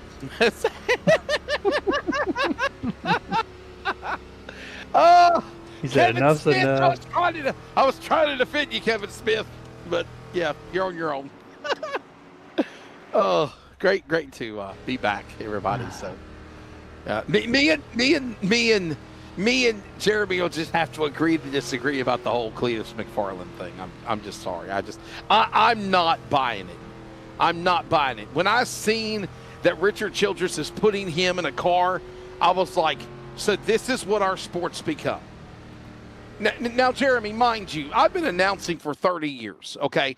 And I do know that times change and things change, and I'm not knocking what Cletus McFarland does with social media, promoting the sport, trying to get people drawn to the sport.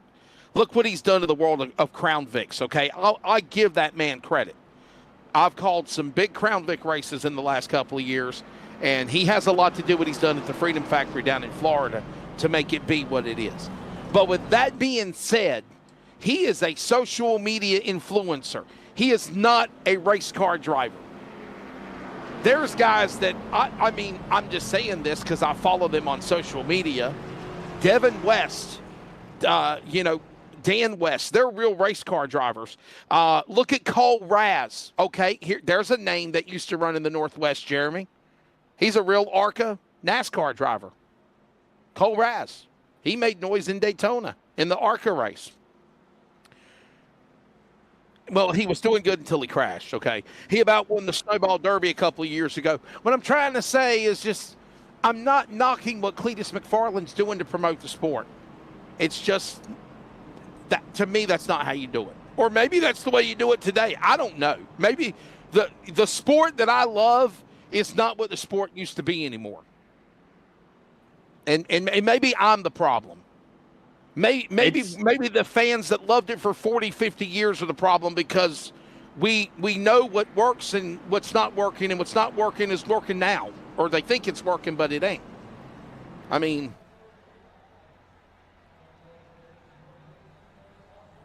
thank you. I'm just saying. I mean, help me here.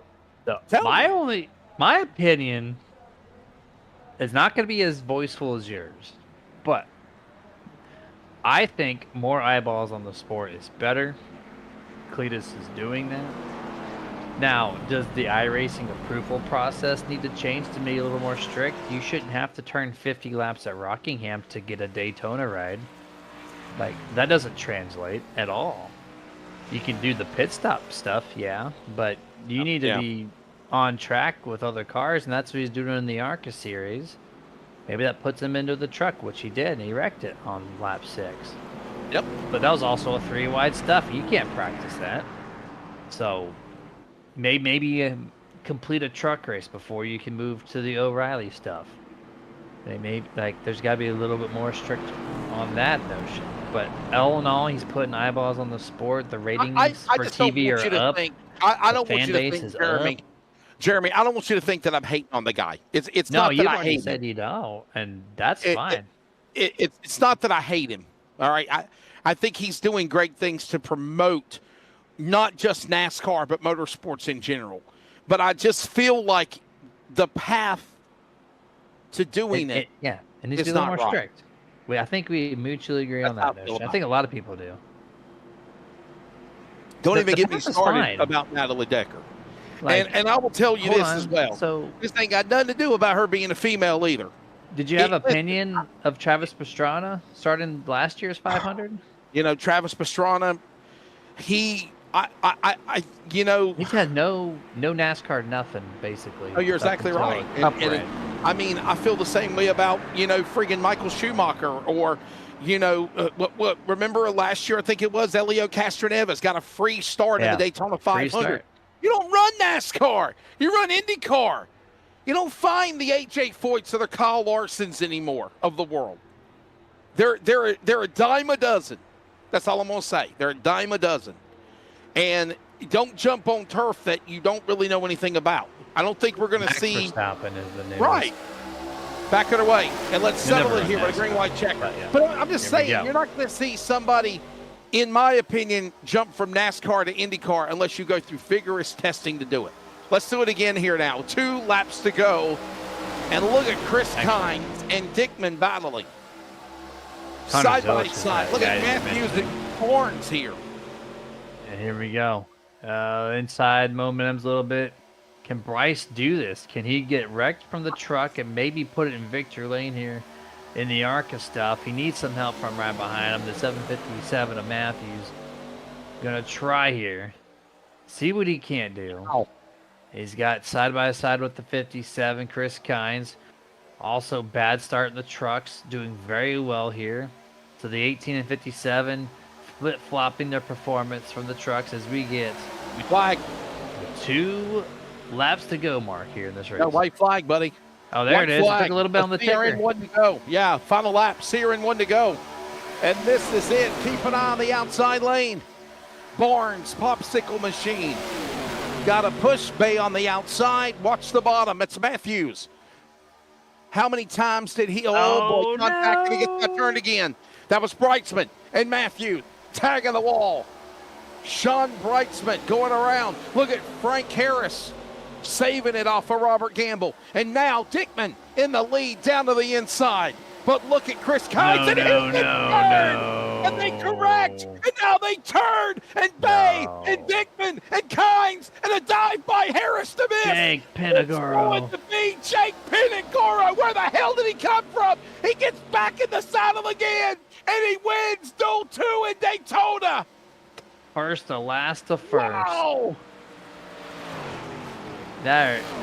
Man. How about you, buddy? Unbelievable. Bryce push and the 57 of Chris Kynes way too far up the track, causing the wreck, and then Jake Pinagoro gets shuffled to the back, and it allows him to escape all the wrecks and brings him back to where he was. P1 for the checker flag. How crazy was that finish? Man. Jake Pinagoro from Seattle, Washington, on a restart, fell from the front to the back. He shuffled to the back. The chaos continued, and the chaos happened in the last corner, and somehow he weasels through. I say that in a good way. He weasels through the calamity and gets the win again. Oh, and by the way, he was already fast qualifier. I will let you know it's looked like they've updated now the results, and they are showing Troy Daggett the winner. Wow. But look at this. Look at the difference, though. What is it? It was 0.000 on the, and we're showing 0.00 when the race ended. So Troy Daggett is going to be showed Duel 1 winner, Jeremy. Wow. That might have been the closest finish ever in Northwest Racing Series history for the duels or a feature or anything. The iRacing UI can break it down to the 4th number in that decimal, which you cannot see. I don't know. I'm not a part of the session. Maybe we can get Charles to maybe tell us on that, because he's got his stuff on the iRacing game or simulation right now. So yeah, that's insane though. 0-0-0 across the board. Waiting on Jake Pinagoro. Hopefully he'll pop in and join us while we're doing that. Let's bring in Troy Daggett. Troy, We stand corrected, my friend. I'm sorry. Timing and scoring sure first showed it was Paul Newton, but it is you. Congratulations, bud. What a finish. Yeah, that was an awesome finish. I didn't think I got it. I thought Paul had it too, but then I checked the standings thing after they crossed the line and it showed me a win, so I was all excited as it can be. So when this is happening, and I know Charles can't go back and show it again because we're in another part of the search session, but side by side, are you seeing him on your view, or are you just focusing on what's going on in front of you in the windshield? I do run triple monitors. I can't see him on the right side, but I was not paying attention to that. I was looking out the front view, trying to make sure I don't go below the yellow line, and it looked like I was gaining on him, and that's what probably carried me through, was the momentum I had on the bottom, and we touched right before the line too. So, Jeremy, good job setting the closest finish in the Northwest history, man. Going to the fourth decimal on that notion. That side draft, though, huge run there to make it happen. Did it? Because on our end it said Paul Newton had it. Did you see it on your end when you crossed the line, when you checked your F3 or F2 that it said you had it? yeah, when I crossed the line, it took a second to update, but it showed me as the winner. But no, yeah, coming out of 3, or going into 3 actually, I was pushing the 8 car Ray. I saw Paul Newton come with a run, so I moved out of the line to stop his run, to make him push me or go that way outside on me. Then Jeff got into Ray. Then I kind of pushed Paul up the track a little bit more and got the side draft and shot back down to the bottom, and we drag raced. Troy, you feel optimistic for the season, obviously, with having a good run here, or is it's just Daytona a totally different animal than what the regular season will be? I can win these duels. Like the last 4 years, I think it has been. I won a duel either in the trucks or the ARCA. I'd like to get one in the real race. I mean, not a real race, but like a points race. Be awesome to get one of those. Well, buddy, we'll see you tomorrow night, man. Thanks for your time. Got anybody to thank sponsor-wise? Yeah, I'd like to thank Malcolm Marine, FS Fabco, for coming on board and helping me out. My wife and my kids for letting me get on here and race. You guys for broadcasting, Sean and Jeff for putting this league on. I also like to thank my teammates. We had quite a few of us tonight in a big group, so it was a lot of fun racing with them. There you go. Well, ladies and gentlemen, that is the thoughts of Troy Daggett as probably one of the closest finishes ever in the duels at Daytona, or even racing in Northwest in general of iRacing. We just saw it. Troy Daggett gets it done over the driver of course, Paul Newton. We thought Paul Newton had it right there at the end, and it just fell short at the checkered flag. And when updated time and scoring showed it then as Troy Daggett as the winner. All right, we are awaiting. I'm going to wait a few more minutes for Piningaro, if Jake Piningaro is going to pop in and join us. And while we're doing so, maybe we can bring in Sean Brightsman real quickly, one of the guys behind the Northwest Racing Series. Sean, it is here again. A little change up for the upcoming season. We kind of gave a little ideas about it, but before we go off the air, give the whole spectrum of what this year will entail for the Northwest Racing Series, as this is kind of like a little appetizer before the main course, so to speak. Yeah, Wesley, we're just we're trying to treat everybody in the Northwest that race real cars in real life the opportunity to race with us, as well as help our field counts and everything, and not just for the real racers, but even the people that don't race that might want to spend time with their family, kids, or go out and enjoy those summer nights in Washington State. So we're just really switching the normal season around. So normally we run about this time to November, and this season. We're going to start that in the fall. So we're going to start sometime in September, probably late September, maybe October, and run into March. So this little fun fix series, spring series, what we're calling it, on Mondays and Thursdays are just something to keep us motivated, having fun, and keeping the broadcasters on their toes, and keeping maybe getting some new racers that haven't raced with us. So just a load of fun. Looking to expand the Northwest Racing Series further and deeper. Well, I mean, races like this going to keep us on our toes for sure.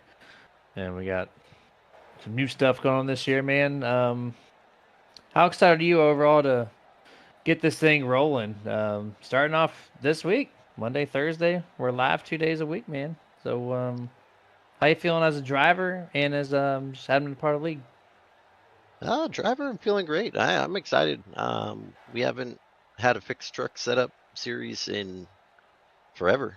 Actually, I think this is our first one. So in 12 seasons, we haven't run a fixed setup series for trucks. So it's interesting. It's going to bring out some people that don't normally race with us, and maybe we can get them into the open setup series when it comes fall time. So I'm excited. I'm pumped. I'm ready to see what everybody does. And again, this is all about having fun and a good time for me.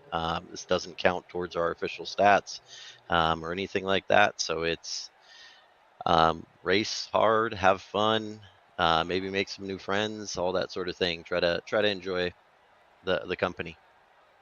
Jeremy obviously just hinted on it. Sean, I'll ask you again a final question, buddy. Something new tonight, running twin duels, 4 races in one night for qualifying preliminaries. How did that come about, and what's your take on what we saw in the last 3 hours, you feel? It really came about because we didn't want to stretch the week out. So normally we would say run Sunday for the truck series, kind of prep that, do one qualifying session, and treat it like our normal open setup truck series where we do open lone qualifying, let you guys broadcast that. We send each car out, truck out, and all that.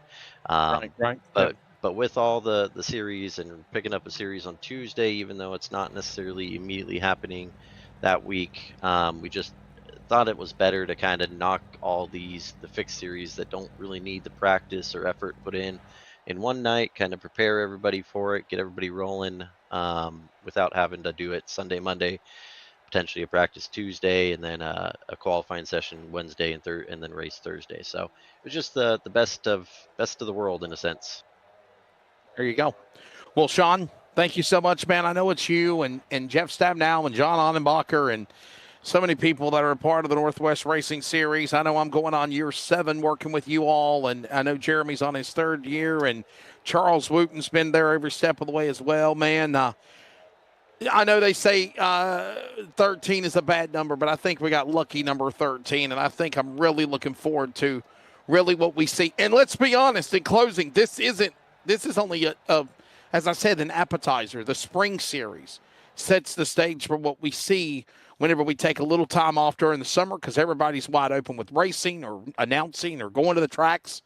And then obviously the real season 13 lid lifts in September to the winter months. And I think it's going to be really fun. So if you're snowed in or it's too cold, we're going to entertain you on Monday and Thursday night with some awesome iRacing excitement, I think.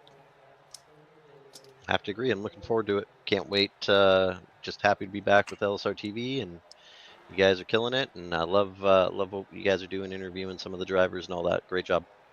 By the way, the exception of talking to you and Stabnow, because we talk to y'all, it seems like all the time anyway, right? We did knock out almost every driver interview. I think you wanted interviews, you got interviews tonight. So we appreciate it, and I know they appreciate it. There's fans out there for all the people that are watching, and so it's always nice to build, the Cap Man through the legends, Frank Harris and James Vining, and build them up a little further, because they're awesome people. So just looking forward to it. Thanks, guys, for everything. As I've always said, everybody of the world has an ego. There's nothing wrong with stroking it once in a while to make people feel important. So thank you, my friend Sean. Looking forward to tomorrow night. And ladies and gentlemen, if you did not know, he is the all-time winner in the Northwest Racing Series with over 80 career wins. 80 plus, that is Sean Brightsman. Well, Jeremy, 3 hours come and going, over 3 hours, my friend. In the books, your final take of the duels. I mean, it was a long night. It was a fun night. We'll have to agree to disagree on some things like Cletus. That's all good. But, man, in the end, what fun racing we saw. And the truck duels are so different than the ARCA duels and the ARCA cars. And I think it showed in these two 50-mile races we saw. You know, there were some cautions, not much in the trucks, but calamity in ARCA. And I don't think it's a lack of experience. I just think it's just trying to figure this car out, buddy. Yeah, we just getting freshened up, man. Overall, we learned a lot. Yeah, we learned that you got opinions on the driver and I don't. But no, the racing was good though. The racing overall, we learned a decent amount. It's should be very, very good to put what we learned tonight into the books for tomorrow and for Thursday. It's going to be worth it. I expect some cleaner stuff, especially on the ARCA stuff. The trucks will be 50-50. I'm not too sure there. It looked like they did pretty overall, but we need to learn how to get these trucks moving around a little bit more to create some more excitement. The ARCA stuff, they got that on lock. I think we're going to be just fine on Thursday. Well, don't forget, we're live on the air tomorrow night. Remember, we go live at 11:15 Eastern Time. That's 8:15 Pacific with coverage from right here at the virtual Daytona International Speedway at the World Center of Racing. The trucks tomorrow night for 200 miles, 80 laps in the prestigious Northwest Daytona 200. The Sasquatches of the world are ready to go of the Northwest in iRacing tomorrow night. And don't forget, ARCA will be on Thursday. As always, we want to say thank you to our entire audience, new or followers of years past, for your home for sim racing. Follow us at LSRTV, livesimracing.com, wearecrn.com, and CRN-Community Radio Network, and at CRN Sports on social media. For Jeff Stabnow, Sean Brightsman, John Odenbacher, everybody behind the sanctioned and iRacing body that is the Northwest Racing Series. For Charles Wooten, for Jeremy Stanley, this is Wesley Outland. Congratulations to the truck duel winners of, let's recap again, Tyler King, Josh Childress in trucks, and for the ARCA winners of Jake Piningaro and Troy Daggett. Congratulations on this Sunday night, Monday morning, and we'll do it again tomorrow for the trucks. Good evening from Daytona. Thanks for watching or listening.